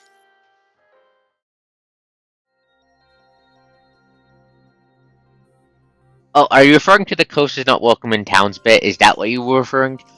Is that what you were referring to? Apologies, I need to enunciate more. I need to stop going so fast.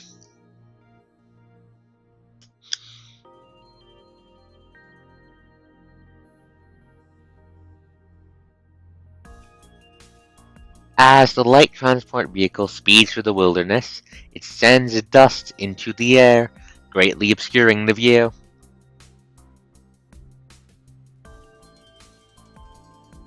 It's a joke about me being trans and this country being shit.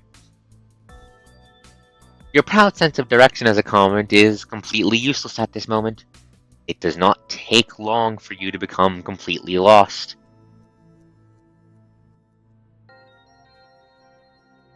Fortunately, your perception of time is not dulled to the point of not noticing anything unusual. It's already getting close to dusk. Based on your speed, you should have reached your destination 30 minutes ago. How far away are we from the destination, Damon? Damon? He just responds with a smile, seeming indifferent. Don't worry, we'll probably be there soon. Okay, so what I'm hearing is he blew up the shuttle and is now leading me somewhere to kill me. Unfortunately, I'm pretty sure my survival will be a canon event. I worry for the safety of my bones, however. As if to reinforce his words, a view that you have never seen in Babylonia begins to loom at the end of your vision. A golden wheat field enveloped in the glow of the setting sun, rippling in the wind while bringing the muggy atmosphere exclusive to dusk. Is that wheat field still attended to? It might be a common scene back in the Golden Age, but it's hard to imagine such a large farmland in a place like this nowadays, when the earth is swamped with the punishing virus.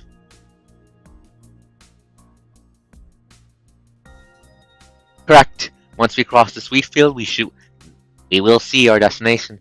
Corrupted cannot easily break through the canyon, so the town is able to harbor such a large stretch of farmland.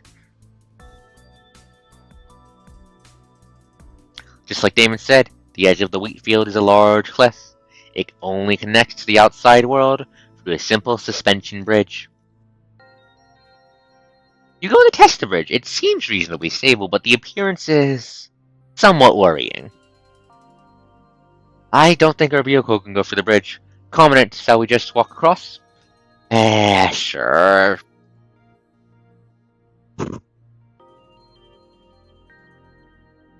After parking the transport vehicle on the side, the two of you begin to walk slowly forward along the bridge.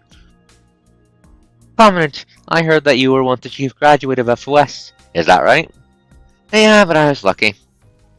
True. Why is the ominous music playing? This is the ominous / sad music. Why is it playing? True. Luck is very important. People like me ended up becoming constructs because we weren't that lucky. Damon turns from the bridge and looks at you with a meaningful smile. Did you not volunteer to become a construct? Construct, nobody would want to turn into that sort of thing if they could still live like a person.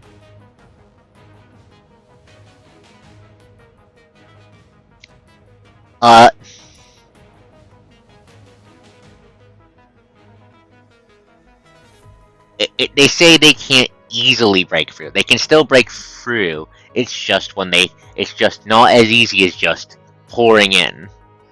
Nobody would want to turn to that sort of thing if they could still live like a person. Wrong. Live volunteered. Live a volun-fucking-teared. My cute medic proves you wrong, I'm sorry to say, Damon. Damon turns around once again and slowly walks forward. Plus, the coast would in fact like to become a construct because, fuck yeah. Robot body. Robo HRT. Give me that. Place that into my hands.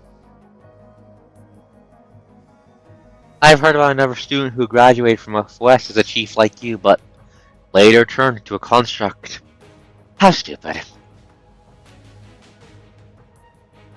He seems to have heard something about Chrome and decides to belittle him without understanding the reason behind his actions. Hey, don't be a dick to Chrome. He's fucking awesome. I don't think I don't think Chrome's decision deserves such groundless criticism. Oh, sorry, but I just couldn't understand. They could have become a wielder of weapons, but chose to become a weapon for others to control instead. As Damon speaks, he arrives at the end point of the bridge. He then reaches out to you. We've arrived, Commandant. Thank you.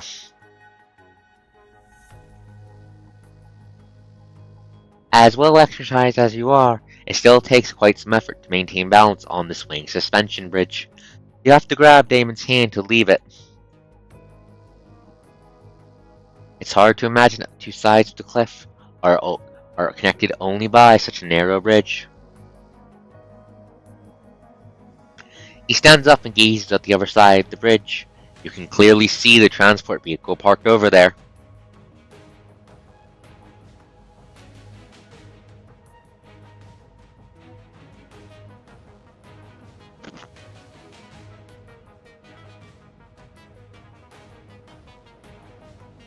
Ever since the outbreak of the punishing virus, the fragile balance between humans and constructs is probably already on the verge of collapse, just like this old bridge.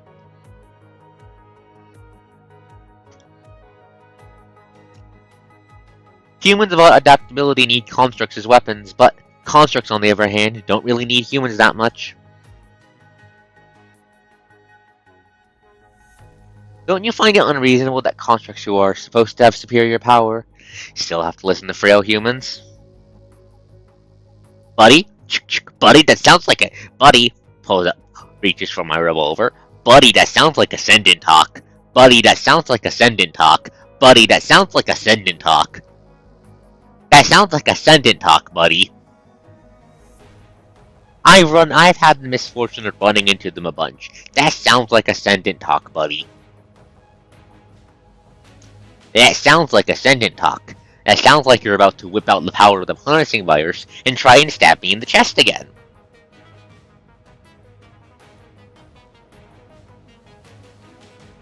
In addition, no, you're wrong.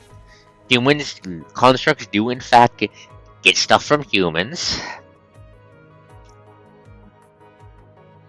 Or are you just overlooking the entire concept of the mind beacon and all that entails? Chrome is the only construct I know of who can support a mind beacon. It's not a unique thing, and even with discovering immunity to the punishing virus like Lee's frame, the mind beacon is still useful, still needed for protecting from other psychological issues.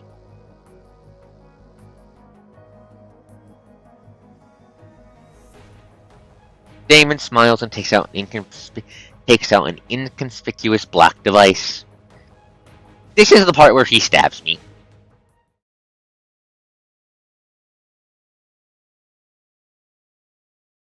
I knew it! I knew this is the part where he stabs me. It's about time to break this false balance. Let's start with the disappearance of our forged hero, Grey Raven comment. I'm not a fake. I'm not a fake. I'm not a forgery of a hero, and I objected that. Oh shit, you just blew shut up. Damon presses the button on the remote, triggering a violent explosion in the transport vehicle on the other end of the bridge. The bridge nearby is also engulfed in flames. Ah, fuck. I was right, you are going to try and kill me. Fuck! What the fuck are you doing, Damon? I wouldn't ask such a stupid question if I were you. You try to connect to a source to signal in secret, but there is no response. Forget about asking for help. We are outside the signal range of your terminal's short-range communication. Purifying Force will never hear you. Just surrender, will you?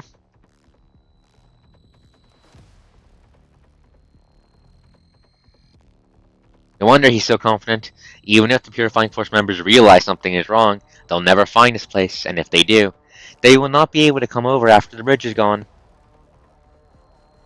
Damon waves his hands. A few constructs emerge from the wheat field.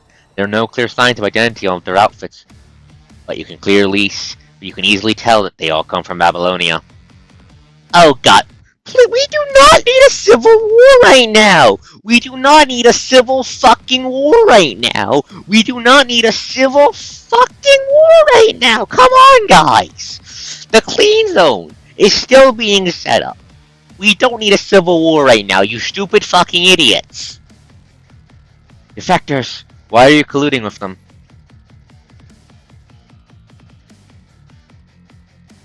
Right, the purifying force is meant to exterminate all the defectors. That's the justice of you humans. You just stand on a moral high ground making us kill each other. Who cares about whether a weapon is choked in blood or not? If you have doubts about the mission, I'm sure Bianca would. Shut up! She has a kind heart that shouldn't belong to the purifying force's captain. That's what makes her vulnerable so you can use her. That's why you assigned her to the position in the first place. Me? I didn't do shit. I had nothing to fucking do with that. Who the fuck do you? I'm not fucking Hassan. I'm not fucking Hassan. You were mad at the wrong person. If you want to get angry, go get angry at Hassan. I'm trying to fucking keep everyone from dying to the punishing virus, you stupid idiot. The two renegade constructs slowly walk to you, drawing their katanas. You have witnessed the scene numerous times, only that this time the blades are targeting yourself. Stay back! Don't get any close. You pull out a pistol and fire a warning shot to completely ignore it and get even begin to sprint towards you. Have to open fire! I wouldn't do that if I were you. Generalissimo wants to spare your life, but I can't guarantee that they will still hold back if you resist too much. Generalissimo. How do you pronounce that? You have no time to wonder whose Generalissimo is, as the constructs are already within the range of your pistol. Bang, bang! 2 shots are fired, but they only hit the leg armor of one of the constructs. What? Still pulling your punches at this time? How arrogant! I don't have! What the fuck are you talking about? Fuck you, I'm in power armor, go fuck yourself. You wanna throw hands? I'll throw hands and throw you fuckers over this fucking cliff. Let's fucking go. Come on, 1v1 me. Come on, no balls? Come on, 1v1 me, you little shits. Apologies. The coast is kind of getting angry at these idiots. Like, do I think murdering all the defectors is a bad thing? Yeah, we should probably get better. We should fix that. Dealing with corrupted is a good thing, but auto-murdering people is not a good thing, and more importantly, you're trying to kill me. I'm going to shoot you in the balls 67 times. The renegade construct sneers and tries to walk again, only to find his legs unable to move. Crap! The Commandant was aiming at our dustproof device. The design of these old model construct frames never thought about the possibility of fighting in different surface environments. Their leg armor is meant to be dustproof, but just barely. However, these renegades have obviously been on the ground for a prolonged period without maintenance. A large amount of sand and dust have accumulated in their devices. Once they are compromised, they will enter the joints, significantly impacting the sensors within. Fuck! How did the Commandant know? I'm a chief of FOS. I'm not that stupid. Sorry, but they taught this in college. You fire again. The other construct collapses to the ground. You can't even get a human. Hey, you! Keep going. She'll be out of ammo soon. Damon waves again, but nobody responds. What are you doing? I said go! Are you deaf? You mean these guys? Damon turns around, only to find 2 of his subordinates being held up in a strange position. Their heads collide with each other, making a muffled thud. Noctis!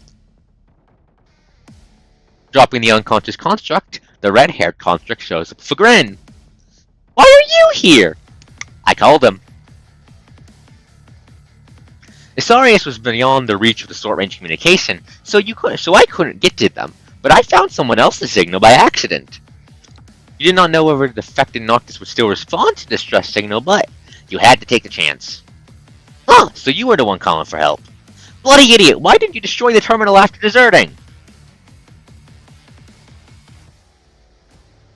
Oops, sorry, I actually forgot. Besides, I wasn't deserting. Call it a tactical retreat.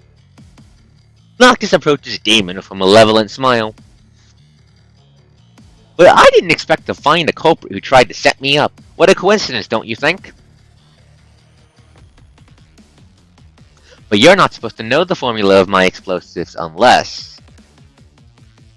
Noctis has rarely looked so serious. His eyes lock on to Damon with a death stare. Who's behind you? Tell me now. Noctis continues to push forward.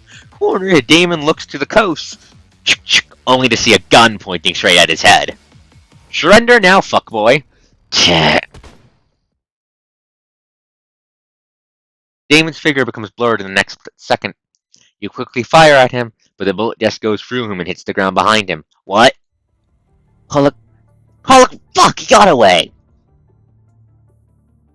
Considering you are standing next to a cliff, he could have only escaped to the town.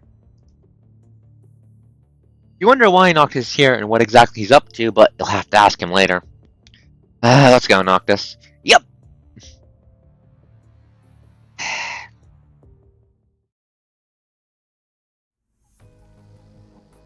Now I just need to get myself another cough drop. Please hold.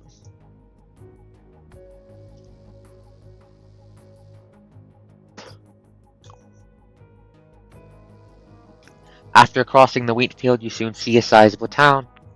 The buildings inside are mostly made of wood and look quite old-fashioned.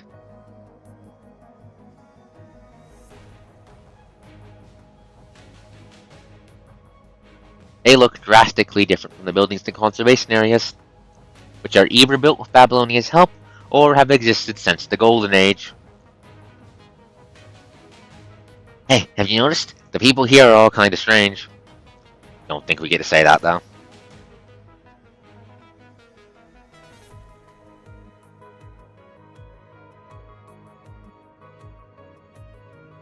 Like Noctis said, although the local residents seem to be minding their own business, they are all glancing in your direction.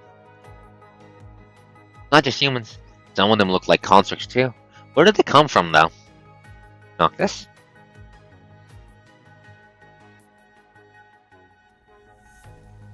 Noctis has no intention to respond to you, as his attention is quickly diverted by the locals on the roadside.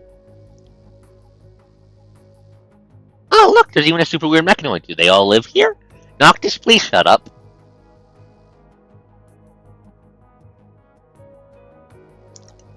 Noctis?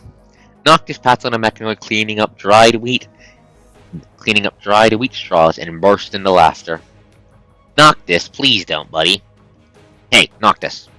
Stop calling me, what's up?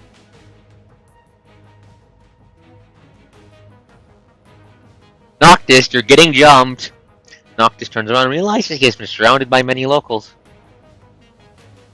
Their empty hands are now wielding all sorts of weapons. Even the mechanoid has a clinking machete in its hand. Are we being surrounded? I can't think of another possibility. We just got here. Do we have to throw more fucking hands? Please don't make me burn down the town. I don't want to do an arson.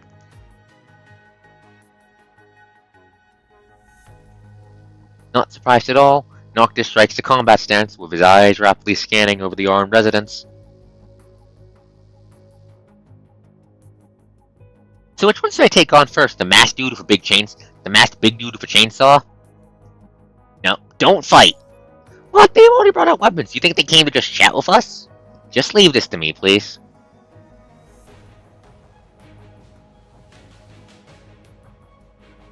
At this moment, the crowd slowly moves aside to make way for someone walking towards you.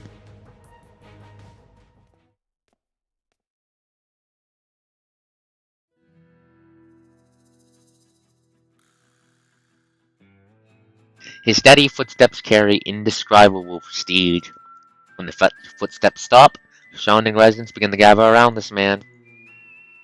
One resident with an outlandish hairstyle kneels on one knee and lights up a cigar in his hand.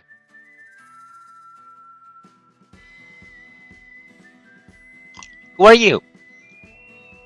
Who the fuck are you then acting pretentious? Noctis, please stop pissing off the locals. There's like 20 of them. Please stop picking off... Please stop pissing off the Mad Max Mafia. There's like 20 of them. Please stop pissing them off. The fuck you just said I'm gonna kill you?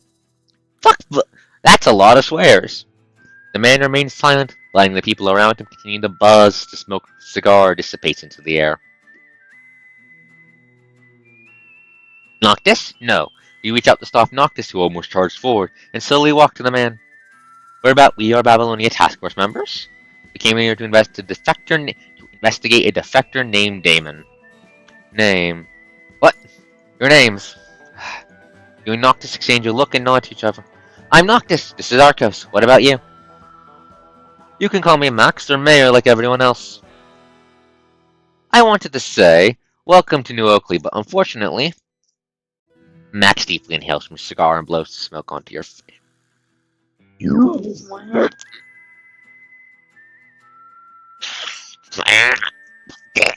I'm going to kill him for that. I'm going to kill him for that. That's it. That's it. You're going on the shit list for that. That's it. That's it. I'm going to have Liv materialize in your bedroom at the middle of the night. She's going to kick you 57 times in the face. You are not welcome here. Of course I'm not welcome.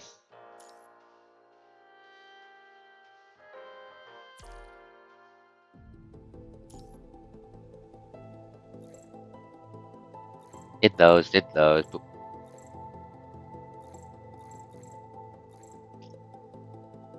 keep fucking up they keep changing the fucking thingamajiggies. Because he's the medic, and that guy just blew smoke into my face. That guy just plopped a giant thing of fucking cigar smoke into my face. I don't think Liv's going to take kindly to that. I don't think Liv's going to take kindly to that, like, at all.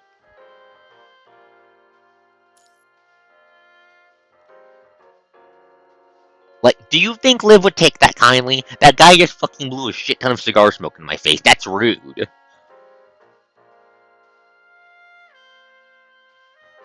Yes, we might be the Blops guy, but this is you pissed off the medic territory, my friend.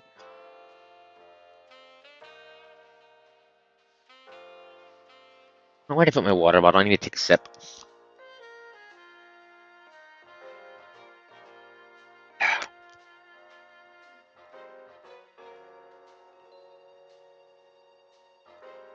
Now, late night. This is crazy. Noctis leans against the window, staring at the street below. It's already late in the night, but there's still quite a few people wandering. At least 5 are watching us. The entire town would know if we ever go out. Are we being locked? Why are we being imprisoned? Why are we being imprisoned? I'm going to burn this town to the ground, I think. Besides, Noctis sits back on the inn bed and lies down in boredom. How are we going to catch that bastard like this? Max arranged for, well, forced you to stay in the inn he picked. Like he said, everything from Babylonia is not welcome in this town. You will not be able to find Damon by running through each and every house. Wait. This is the town that Dante showed up in during the DMC crossover. This is where Dante showed up. Hold up. The mayor did mention that the town would be temporarily closed.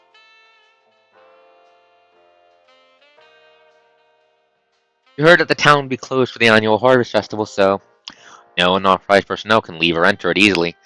So, high chance that Damon is still inside the town. I just don't know how much we can trust that old man. By the way, Noctis, I've got something to ask you. Noctis crosses his arms on the bed and with an indifferent look. No, he crossed his arms on the bed with an indifferent look. I am off my game tonight. Apologies, folks. Perhaps he has already anticipated your question.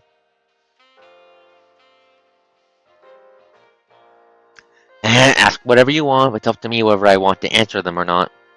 Alright, first of all, you didn't blow up the shuttle, did you? Will you believe me if I say no? Noctis sneers and laughs, but soon becomes serious again.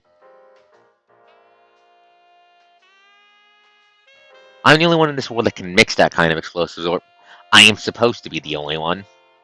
supposed to be? Yeah, other than me, only 2 people are supposed to know this formula, but they both died right in front of me, like, very dead. Noctis looks at his own reflection in the window. The marks of that battle are still visible. But I'm not sure anymore. Damn it! Why would Damon set you up then? How am I supposed to know? What was he even thinking? Who was this General Lamoso he mentioned, by the way? Some great guy, maybe. I don't know shit. And Noctis is getting a little annoyed. Suddenly, he bounces up from the bed. Wait a minute, why am I the only one answering questions? I have something to ask you, too. What is it? You no idea why he's suddenly obsessed about being fair. First one, why did you show up with the guy at that place? As expected, Noctis was unaware of Damon's attention. You have to explain to him again what Damon did. He tried to kill me. Must be that guy's target all along. Just wanted to pin on me. I'm gonna skin him alive and make him regret installing a pain sensor. Okay, your turn now. Ask me. Tell me about New Oakley. You mentioned this name in the subtle, too. You sure are a sharp one. Why'd you know about this place before we even got here? Noctis remained silent for a while before speaking again. It relates to 2 dead people I mentioned earlier. One of them was Nigel. I knew him well back in the Purifying Force, and he was the last one I killed as a Purifying Force member. You never heard of that name, Nigel. None of the Purifying Force members ever talked about him either.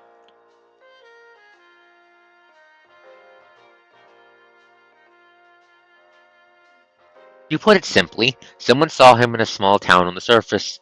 The name of that town just happened to be New Oakley. From Noctis' reaction, this Nigel guy definitely means more than someone he knew well down. Damon could be related to the guy you're after then. Exactly, that's what I thought. There's no other way he'd know my formula.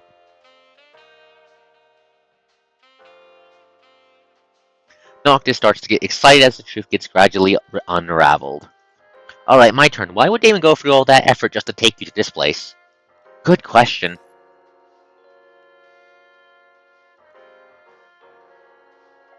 Drove the vehicle away from the Purifying Force's crash landing site.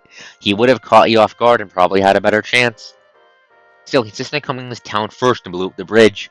It raised an alert and eventually led to his failure. Perhaps he did not specifically arrange for an ambush here, but rather his men were already stationed around the town. There could be other defectors like Damon living here. Are you saying that this town is full of their people? Probably not. Right.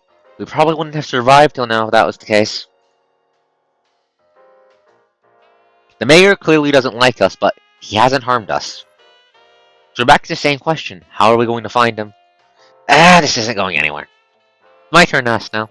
Okay, bring it on. Why did you run away? Noctis did not see this coming. He looks a little shocked. What? I told you I came to check if Nigel was still alive. Why didn't you talk to the others first? Talk? Nah, it's my own business. I don't need to get them involved. Diabolic, get out of my chat. You are not an enemy, you are not allowed in the chat. Goodbye. Talk? Nah, it's my own business. I don't need to get them involved.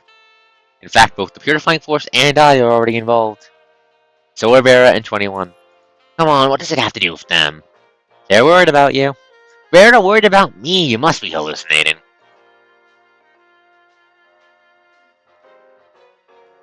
Noctis almost fails to hold back laughter, but he just sighs and keeps his mouth shut. What a bloody mess. I chose to investigate alone because I didn't want to bother them.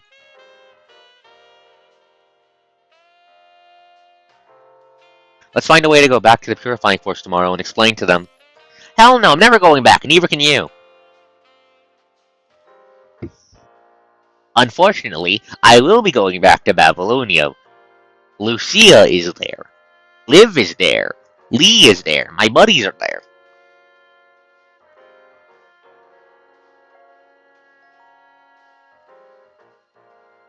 Noctis is very adamant about it. Still, you can tell that he's no longer as impulsive as he was at the beginning.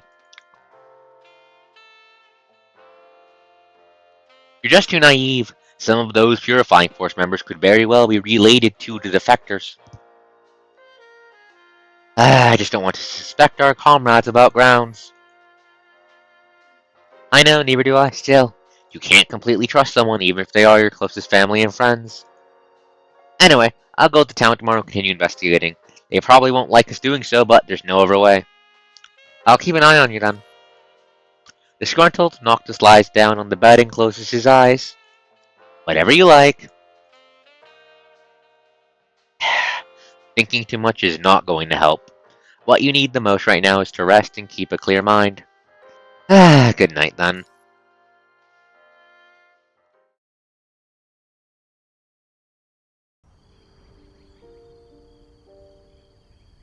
Compared to the tranquil lounge in Babylonia, the inn in the small town feels a lot noisier.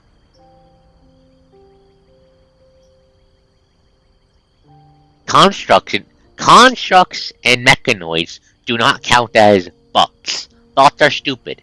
They are not. Bots are bots. They are people. Bots are not. It's that simple. Anyways. The howling wind, the chirping of unknown insects, and the loud off-key singing of drunk people.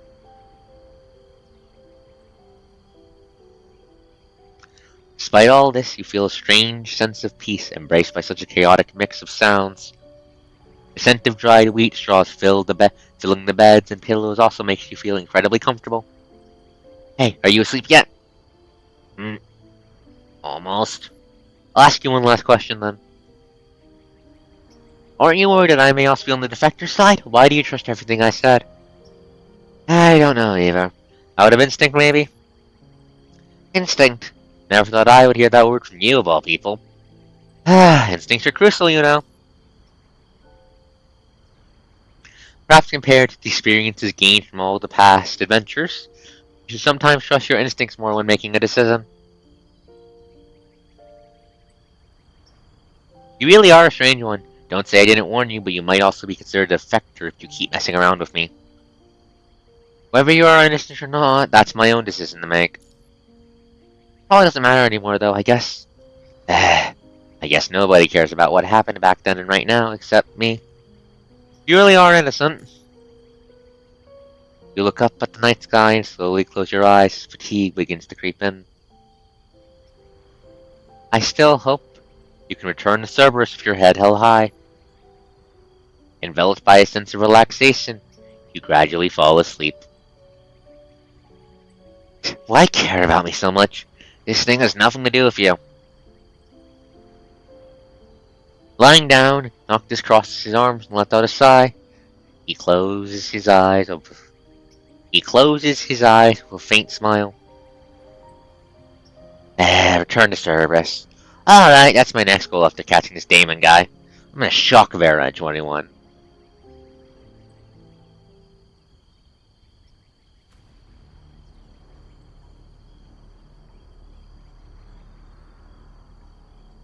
The Forsaken? What the fuck? It's been like 15... It's been a... What the fuck are the Forsaken doing? Last time we saw Watanabe, he was throwing hands with Alpha. Watanabe and the officers of the other departments rarely come together, but today they have gathered in the Forsaken HQ.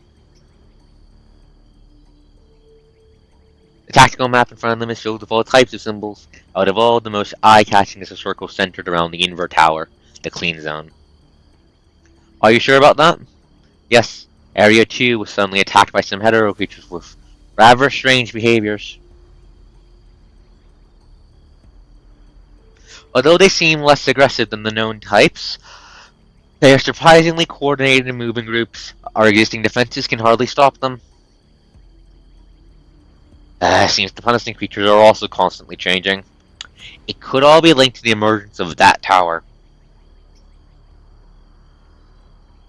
Watanabe, I know you're still negotiating with Babylonia, but I'm afraid I can't hold everybody back. Some people have already started entering the clean zone. I'm extremely sorry. That's not your fault. Watanabe gazed at the chart representing the spreading of hetero creatures with a complicated look on his face, as he realizes more areas may be affected in the future. But Babylonia has been claiming they need to inspect more areas within the clean zone before letting people into avoid more chaos. Who knows if they are just delaying us on purpose? The military officer's words seem to resonate with the many attendees. Many begin to express their dissatisfaction with Babylonia to varying degrees.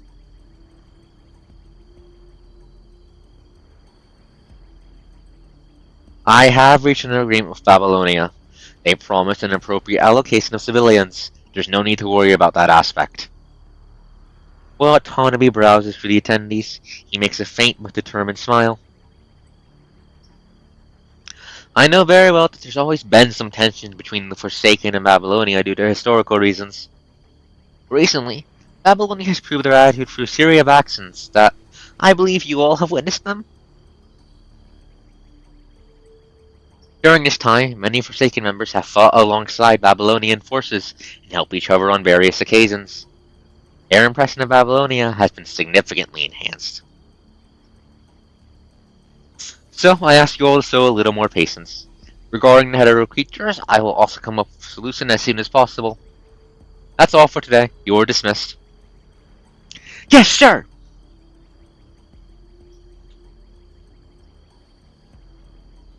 Watanabe examines the report received from various Forsaken camps with a grave look. According to them, there have already been a number of conflicts between the Forsaken members and the Cleanstone Defense Forces. He has managed to keep the negative emotions under control all this time, but no one can predict when they will fully explode. What do you think about this, instructor? Ominous silhouette. Watanabe turns towards a shadowed corner, asking a man who had been listening to the entire discussion. This seasoned veteran is about the age of Watanabe's father. Watanabe invited him to help with new Forsaken recruit training not long ago. I advise you not to fully trust Babylonia's promises. When there are conflicts of interest, your friends can turn into your worst enemies, no matter how much you used to trust each other. Besides, there are still different voices in Babylonia who want to get rid of the Forsaken altogether. You are right. We should always negotiate with great caution, but, personally, I still want to believe that Babylonia is capable of handling all this. But before reaching a final agreement with Babylonia, we need to stop the expansion of these hetero creatures first.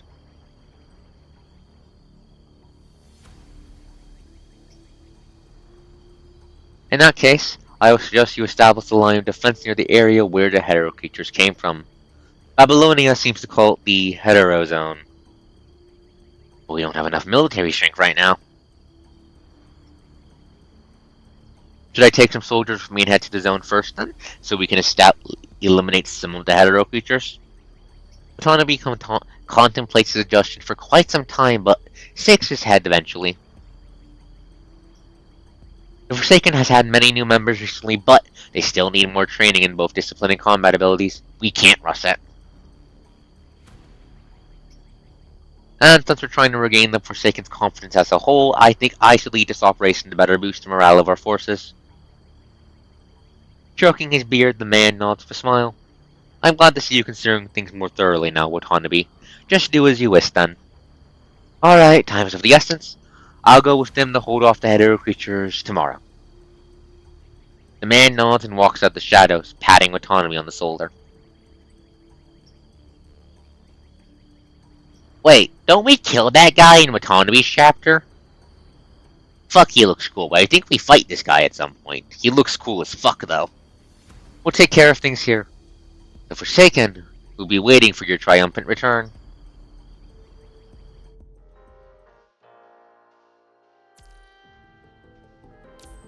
25%.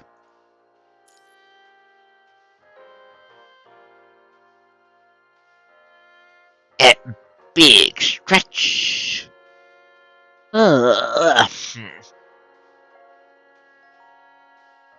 I will know. I am feeling a bit EP. I might call the stream at 3 hours in, I'm not sure. But I do feel a little bit EP. I might call the stream early or not, I'm not sure yet. Just want to let you know. New blood, huh? Ominous. I give up. This thing ain't working at all. Frustrated, Noctis throws his terminal onto the bed and paces back and forth in front of the window. It seems we just have no means to contact Babylonia. The two of you wasted the whole morning trying to modify the terminal in order to contact Babylonia. Still, looks like you overestimated your abilities. Compared to professionals like Lee, amateurs like you can hardly carry out such modifications. There's no other option. We just have to go out there to investigate. What, didn't that old man tell us not to do it? We can't just do so in the name of Babylonia. We can still get Damon for covert investigations. Hopefully Mayor Max will not have much to say.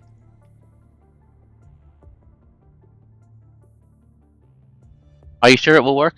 We can't really get anything done in this room. Better get moving then. I'm already bored to death. Let's split up then. Noctis sighs and walks to the door, tossing his terminal to you as he goes. Have you forgotten already? You're the primary target. Maybe they have been waiting for you to go down. Just stay here and keep in touch. I'll go around the town and investigate. I'll find some clues, I swear. Are you going to be alright on your own? Cut the nonsense, you'll only slow me down. If you're sure, buddy. Noctis has a point, but given his personality, you still deeply suspect whether he can even start a proper conversation with the locals. Perhaps you should just start praying that he will not engage in another conflict.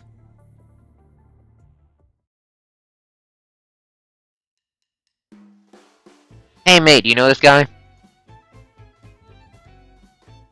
Noctis stops the young man passing by, takes out Damon's photo and tries to ask, but the man just rolls his eyes.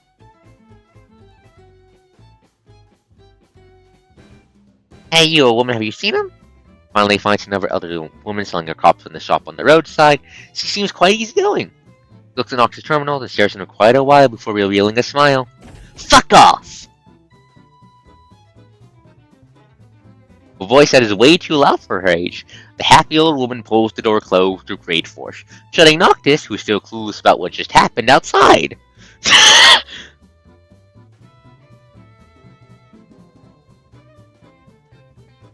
What's wrong with these people?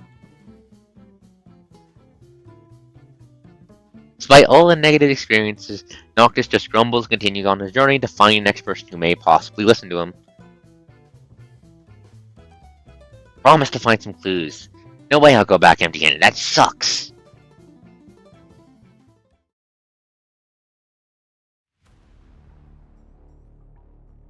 Meanwhile, in a dark corner that Noctis has not noticed, the person he is after already has his eyes on him.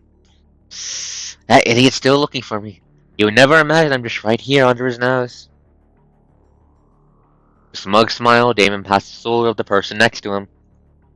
It wouldn't be so smooth without your help, Fawn.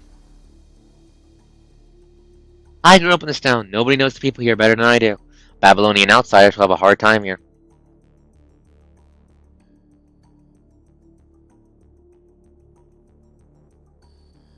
Forsaken troops will soon pass through here. Since you have helped me, you are a friend. Rest assured that we will keep the locals unbothered.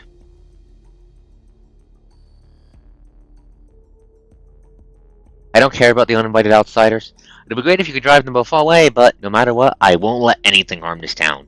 This is the last thing that reminds me of Mother. Not easy, but I still don't know about your father.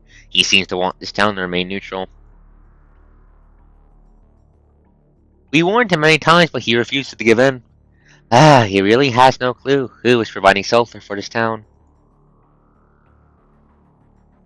Due to their cooperative relationship, the Forsaken camp has been setting up gates to protect New Oakley from corrupted for years.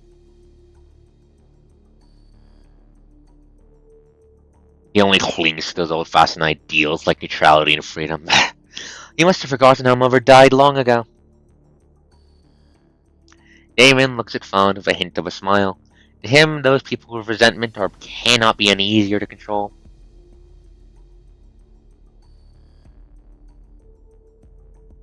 As long as things can go smoothly this time, I'll recommend you to General Amisto. You'll be able to join the Forsaken and seek revenge against Babylonia. Revenge against Babylonia. Is that really possible?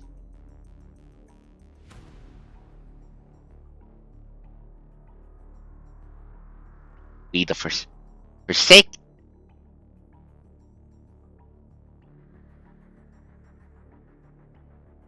Are you motherfuckers trying to coup autonomy? Are you motherfuckers trying to coup autonomy? We don't need a civil war right now, you fucking idiots. We the Forsakens are just like you. Every single one of us hates Babylonia for some reason. After General Lemisto joined us, we have also been secretly accepting the victims of Babylonia. Soon we will grow into formidable power. Those hypocrites of Babylonia won't even be able to imagine what's coming for them. Damon points at the faraway tower glowing in blue light. There's a sharp gleam in his eyes. We deserve a place in the area under that light, but Babylonia has taken it all away. Are the Forsaken going to attack the Clean Zone? Correct! This town acts as a crucial gate near the Clean Zone about the worries about corrupted interference. As long as you can allow the Forsaken troops to pass, our plan will succeed. Damon squints at Noctis, who's still wasting effort on his futile investigation. Right now, those two from Babylonia are our greatest obstacle. It will be a lot of trouble if they discover our plan before it is executed. Fine, the scum's always disgraced this town, but now would be a good time to make use of them. Excellent idea. If the locals here take action, Babylonian people will probably hold back due to their hypocritical rules. Man signals a few thugs hiding in a shadowy corner. Hey. Why are you just swearing?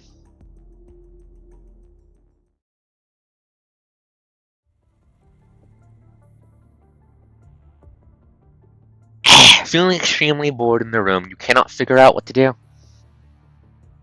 From what you have heard in the terminal, Noctis seems to have no progress either. Cannot help but let out a sigh. Seems like an eternity since the last time you felt so powerless. Once again, you realize your limit as a commandant.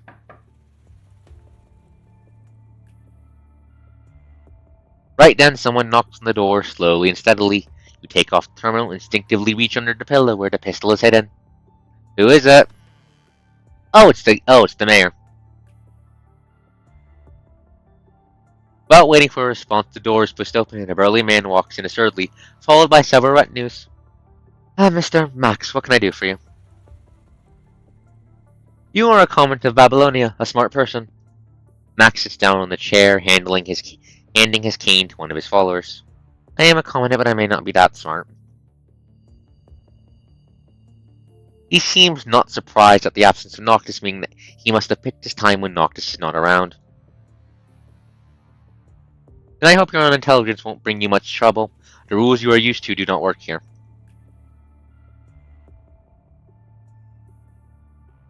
This place is a haven for criminals, thugs, scumbags, and people who couldn't make it anywhere else. These people, well, will not surprise anyone if they suddenly lose their lives the next moment.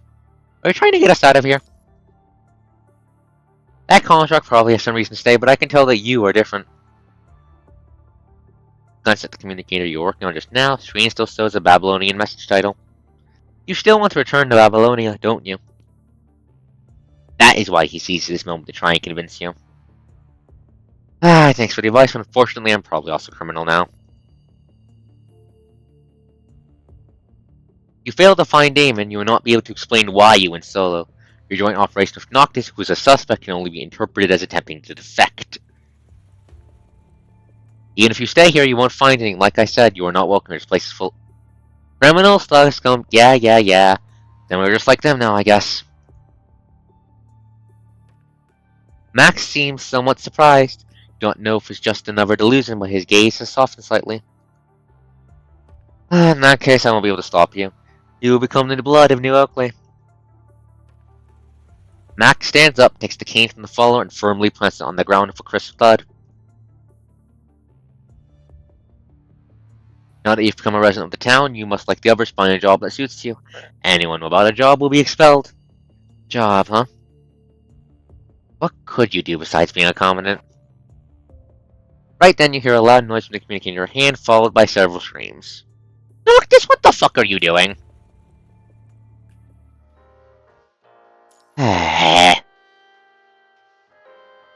They buried in sand.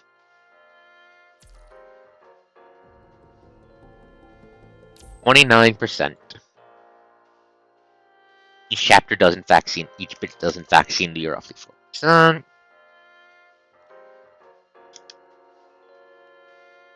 Eh. Give me a second, I will be right back. I need to use the ladies' room.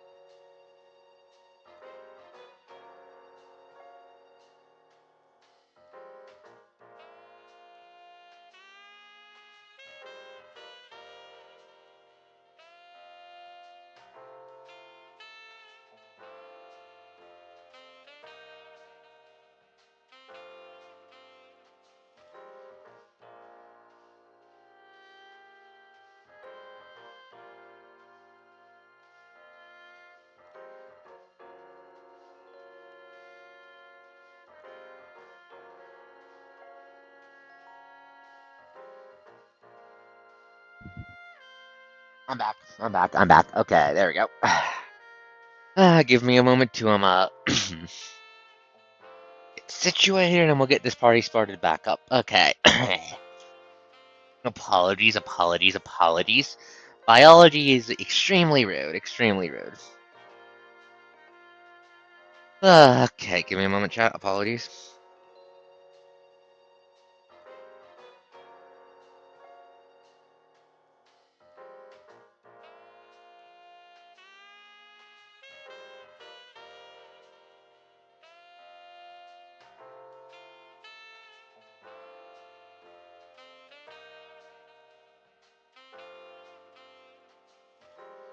Okay. Host back. I have returned from the depths of hell. Okay. Phone, don't go down. Fucking hell. Okay, can you just give me a second to check something before we get this started? How long was I gone? Looks like 7 or so minutes, I think.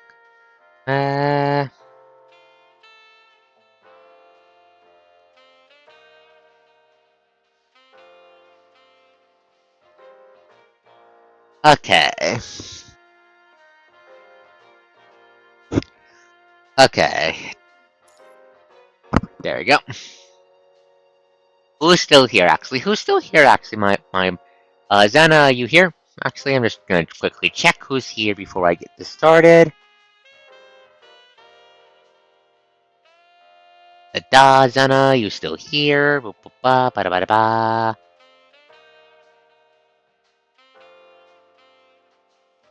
Yeah, I'll keep going. Just you, okay. What's the point of just giving this to me? In a decorate camp, a construct smashes a metal object into the face of another. The construct wearing a purifying force emblem finally picks up the name tag from the ground and wipes off the dirt on it with the not so clean cuff of his uniform. I'll take it back if you don't need it. He puts the name tag in his pocket and turns away. Is that all? Don't you have something else to say? No, I have said everything. Is he still alive? No comment. What did you do wrong? No comment. Did you do it yourself?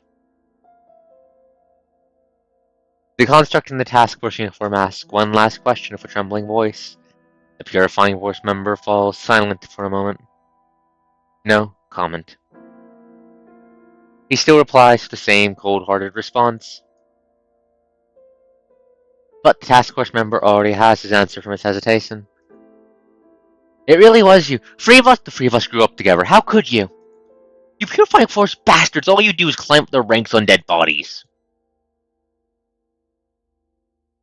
Unable to accept reality, he raises his fist, completely forgetting the other construct's identity as a purifying force member. Sorry, but I can't just ignore that. Before his fist lands, is grabbed by another stronger hand. What are you doing? Let me go. Noctis, I'm fine, set him free. Hey, do you really think I'm helping you? The red-haired man shows a sinister smile with taunting eyes under his wind goggles.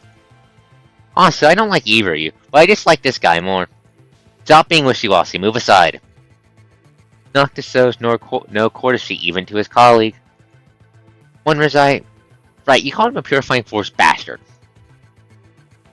I'm not as nice as the others. Apologize or get beaten up. Which one will you choose?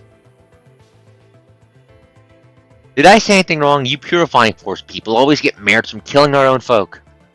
We're all constructs. Who gives you the right to determine our fate? But not to say you're spelling your fate only depends on whether you're loyal or not. I wouldn't feel bad at all to kill a traitor. Then tell me clearly, what did he do wrong?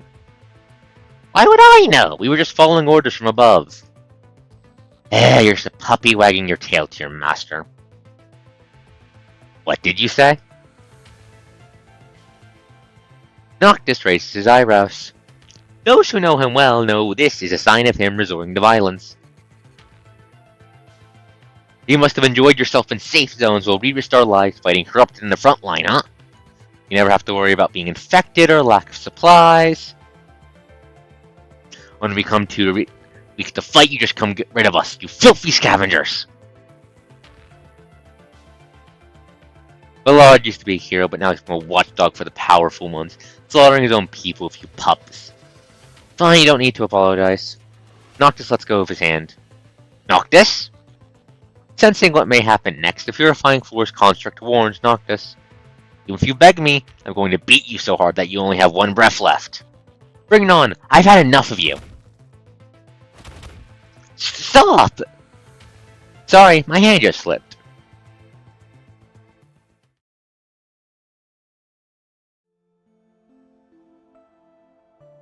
Ah, so that's who the instructor is. Ballard. This is your 5th time receiving disciplinary action this month. A construct from middle-aged looks its opposite to Noctis in an overly simple room. He speaks unemotionally while reading Noctis' disciplinary report. It was his bad for saying things he couldn't say. Noctis never fears anything or anyone, but the man's scrutinizing look still makes him feel like sitting on a hot chair. He's not even asked to sit, though. This man defeated him during his most difficult, out-of-control times and adopted and raised him, bringing him back from the abyss of despair. Noctis, this is your dad? But after spending such a long time together, Ballard is still a man of mystery to Noctis.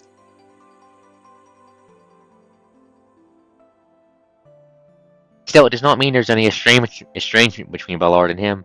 Quite the opposite. Noctis has nothing but unspoken respect for this man who almost gave him a second life.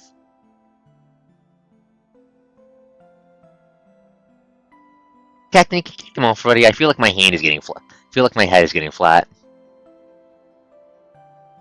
Noctis is balancing a stack of steel plates on his head like a circus performer. To avoid them falling on his feet, he has to stand straight. You can only take them off when I say so. I can't really change your temper, so this is like all I can do. I got a penalty was less severe than last month. Why'd you put more plates on me? Because it's only a week into this month! You even laid hands on someone from the same unit, didn't you? No, do not go fast. Do not go fast. Do not go fast. Bad controller.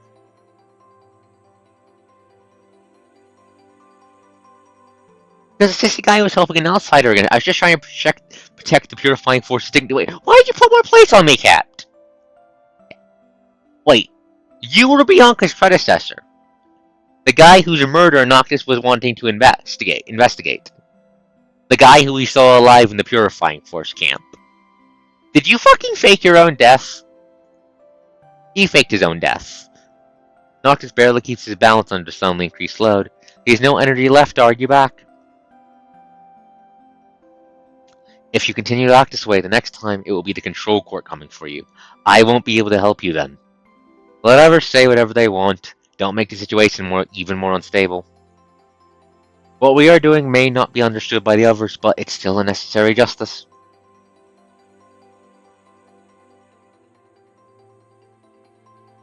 I mean, it said adopted. He's Noctis' adopted dad, but still.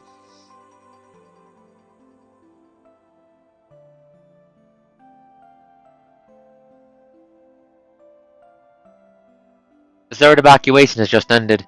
Too many people are trying to do their dirty deeds under the table. Someone's got to keep an eye on them.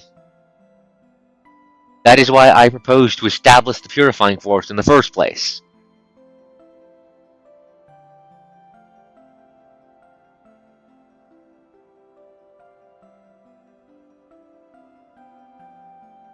You're the founder of the Purifying Force? I'm a lot more suspicious of you. Because this is Noctis' old uniform. This is his uniform from when he was originally in the Purifying Force. Purifying Force was supposed to be a silent watch, just like its emblem, but your personality is way too. Seeing Noctis still struggling to stay still with many steel plates on his head, Ballard just fakes his own. Maybe I should send you back to Bianca's squad so you have more time watching and learning from them. No, don't! Noctis sounds like a dog whose tail has been stepped on.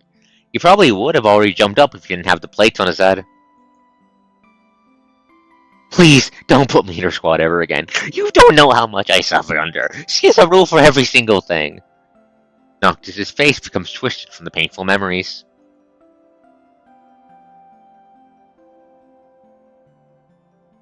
Even if I was late for a little while or landed a couple more punches on the tough suspect, she would make me write 2 or 3 pages to explain.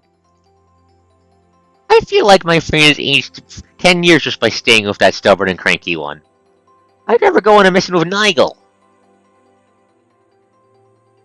Sorry, but I don't have a habit of bringing a loudspeaker with me. A construct in a black coat walks past Noctis. Noctis didn't even notice him before he spoke up. But I know you're walking without a sound, but how did you manage to open the door so quietly?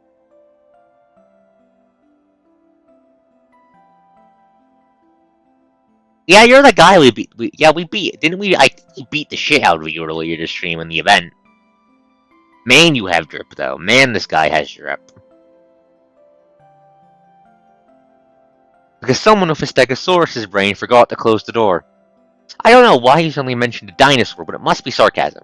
Right? The steel plates on your head are about to fall off.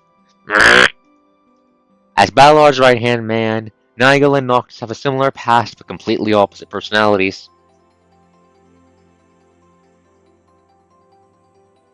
One is noisy, other silent. One excels in direct confrontation, the other in stealthy assassinations. One is known for getting in frequent disciplinary accidents, and the other never fails to kill his target but remains unknown. He looks kind of Emiya-shaped, but I'm getting more, now that I'm looking at them, and they're both Ballard's, said to be Ballard's adopted kids, I'm getting more Dante Virgil vibes. Their personalities make them incompatible, yet their similar experiences make them like brothers. Did you find out everything? Yeah. Noctis, your punishment is over. You can go back now. Alrighty. Noctis immediately puts steel plates down as soon as Ballard finishes his words. Yeah, it's finally over. He rubs his red hair to make it all fluffy again. Found another group of guilty? Guess it's time for me to come into action. Noctis flexes his wrist, eager to get involved. These targets don't shoot you. They need to be handled covertly. Ballard speaks as he flips through the list submitted by Nigel. Just stay on standby for now. Wait for it until your accumulated penalties are cleared. Alright.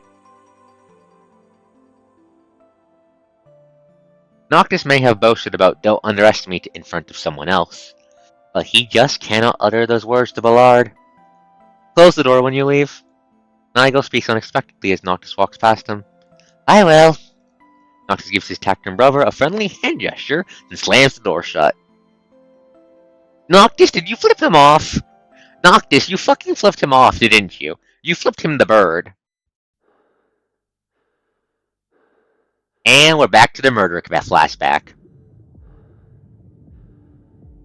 Heavy breaths pump air into the frame, bringing the heavy odor of construct vital fluid into the sensor of smell. The construct's breathing is not a necessary activity. Right now, it is these remaining human instincts that are still holding him up. He pushes himself up with his remaining right arm, stumbling towards the cliff's edge, where the person he must kill awaits. Get up! Get up! Answer my question. Apologies, biology.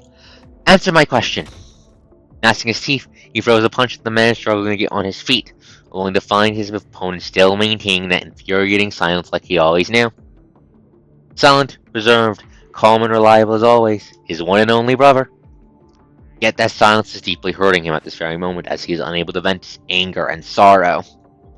Victims of this anger, Nigel along one of his arms, quietly lie on the battle-worn ground. Not far from them is the origin of his sorrow. Ballard, the person that Noctis respects the most, lies lifeless at Nigel's feet. But we've seen him alive! Unless that's not him. Question mark?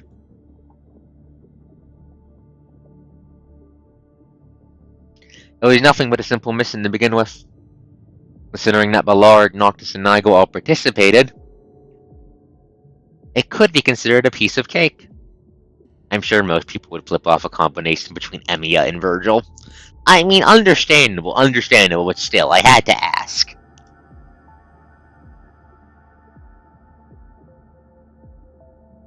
However, just Noctis tied up his target to a concrete pillar, while muttering how long it had been since he had last had such an easy mission. He lost contact with Ballard and Nigel altogether.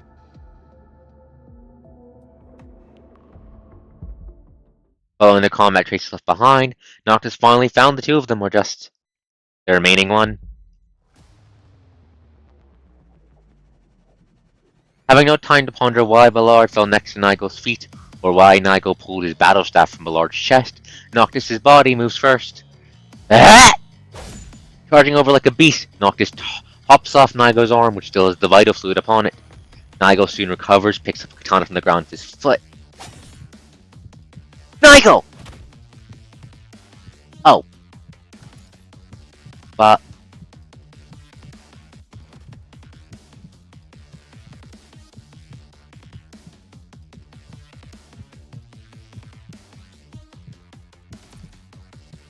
was that supposed to be Noctis' arm that got cut off, or both of them?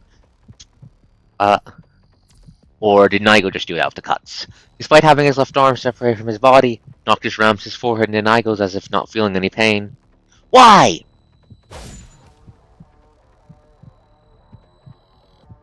Using every part of his frame, Noctis completely discards the damage to himself with every strike, leaving no room for Nigel to utilize his mobility. Katanas have snapped from their collisions. Temperatures of their frames continue to rise from intense action, stirring up the mind. Slowly, the man in black has been pushed to the cliff's edge. You just won't say anything, huh? Fine! Clenching his teeth, Noctis picks up a heavily damped katana and holds it up, trembling. Okay then! Just die! Watching Noctis come at him, Nigel sighs as if he has given up. This is probably our last conversation, so I'm only going to say this once. Use your brain and think. Who else other than Ballard can give me orders? Nigel utters an unusually long sentence, but Noctis has not lowered the broken blade. It can't be. Yes, someone above. Nigel affirms Noctis' unspoken guess. Why? Because he crossed the line. Because they found him annoying. No way, Catchman will never betray humanity. Maybe.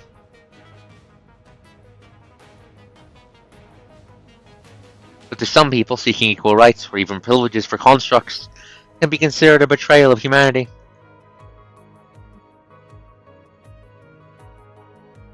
Even at this moment, Noctis can only hear a hint of self-mockery in Nigel's tone. There is no sign of emotional change on his face.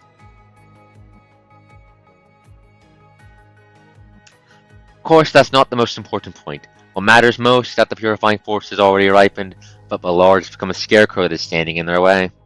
What do you mean? Ballard hasn't told you anything, has he? Makes sense, though, otherwise you would have gone to an argument long ago.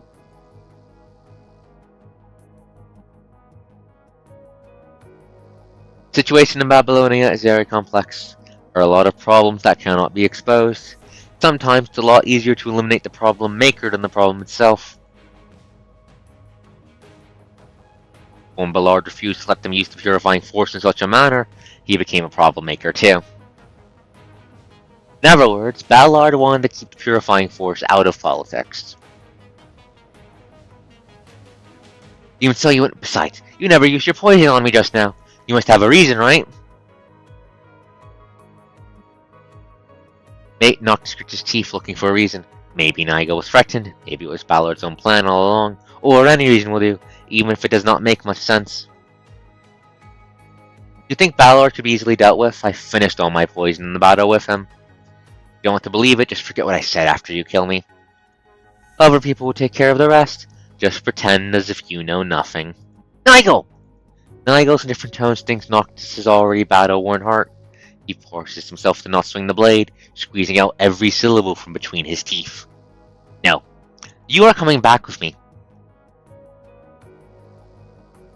Whoever asks you to kill Cap, I'll dig your names out of your mouth and make sure they get the punishment they deserve. That's the justice Cap believed in. Noctis, you really are too kind for the purifying force. But I can do the things you can't. Did you just kick me away? The broken blade falls in Nigel's hand in the blink of an eye. Time to finish you off now.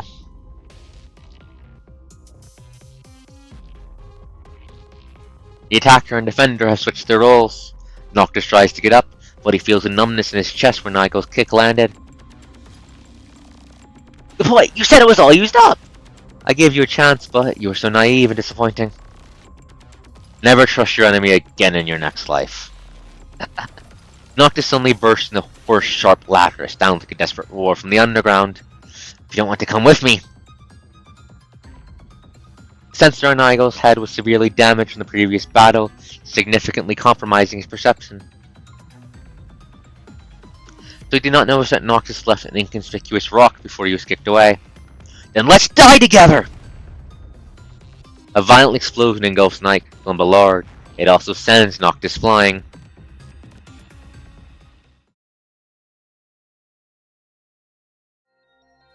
Is that everything? No matter how many times you ask, I have nothing more to tell. After regaining consciousness in the Star of Life, Noctis was visited by a Control Court Inquisitor. I hope you can understand, based on the residue from the explosion, if what you said was true.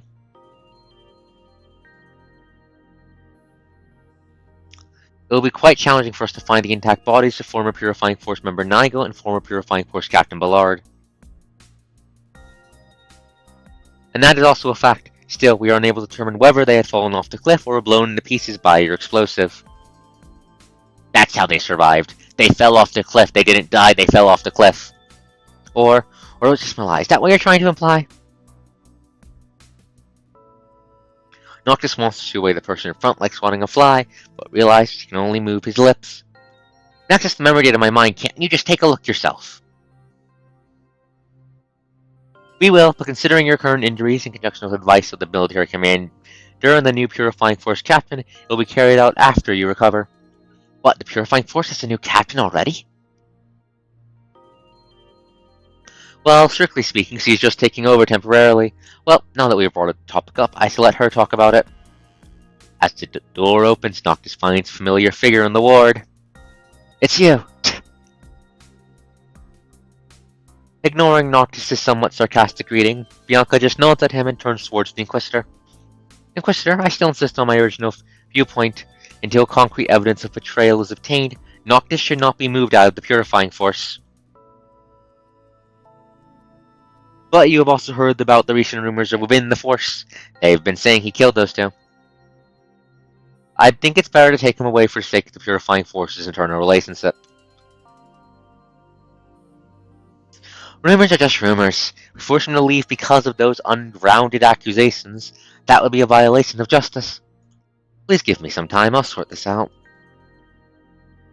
Watching the two of them arguing, Noctis suddenly recalls the conversation he had above the cliff.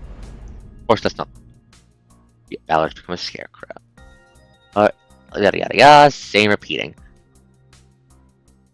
You're too kind for the Purifying Force. Why don't we just ask him? I think I want to change of mood after all.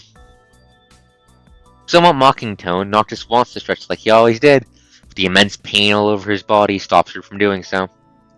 Besides, I really don't want to work under this woman. Spare me, please. Noctis.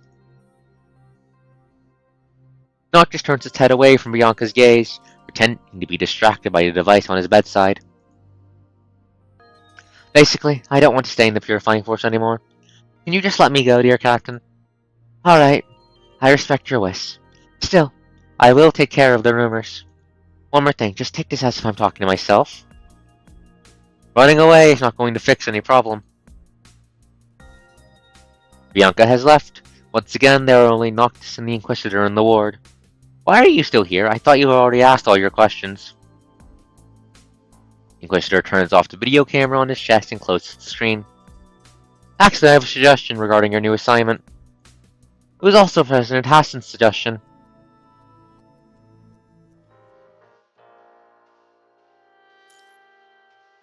Sunset and alcohol.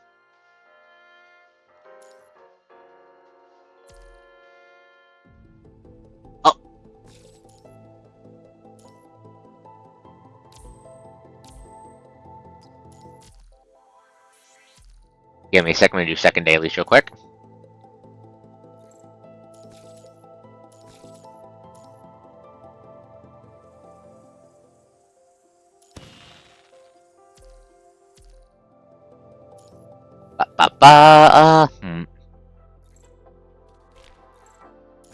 So it looks like the politics of Babylonia run even deeper and more fucked up than we could have guessed. Roland, you're getting overworked. Deal with it.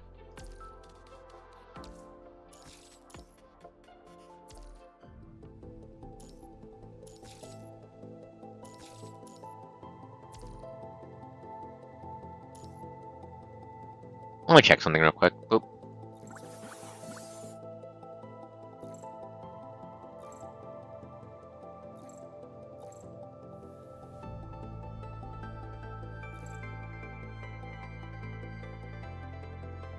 Tomorrow. Might not be able to get Liv's weapon or Cub. That's unfortunate. Hmm.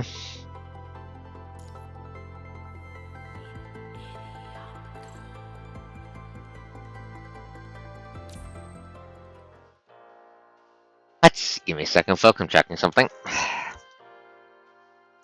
Hmm.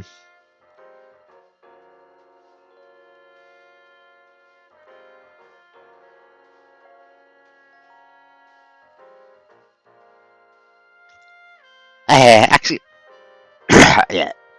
Apologies.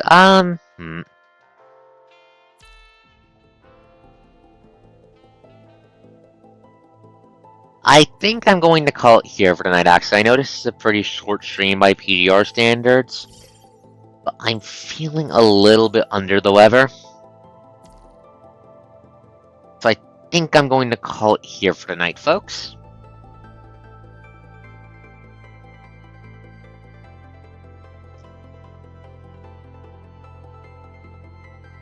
Tired, a little lucky. Tired, a little lucky, the whole works. Just gonna... Yeah, thank you all for coming. I hope you all enjoyed the stream as much as I did. I hope you all enjoy getting into Noctis's head, seeing that our local fucking Lost Owner protagonist is actually a lot smarter than you think.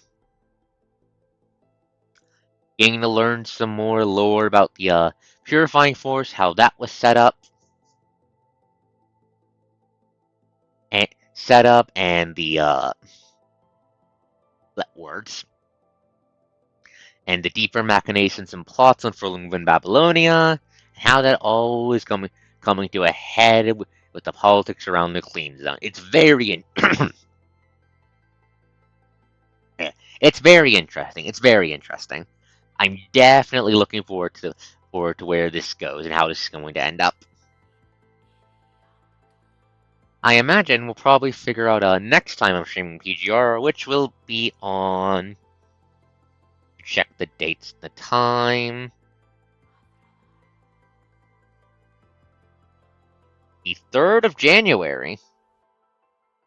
Huh. My first stream, one of my... Huh. Part of the next stream... Huh. Part of the streaming work week for beginning of the year. Neat. The next year, neat. But yes, before I go, technically tomorrow at 9 p.m., technically today, actually at 9 p.m., I'm going to be live with more Minecraft. We'll be playing Meatball Craft, I'll be trying to progress through that, and I'm just... You get to watch me be stupid when it comes to tech RPG nonsense.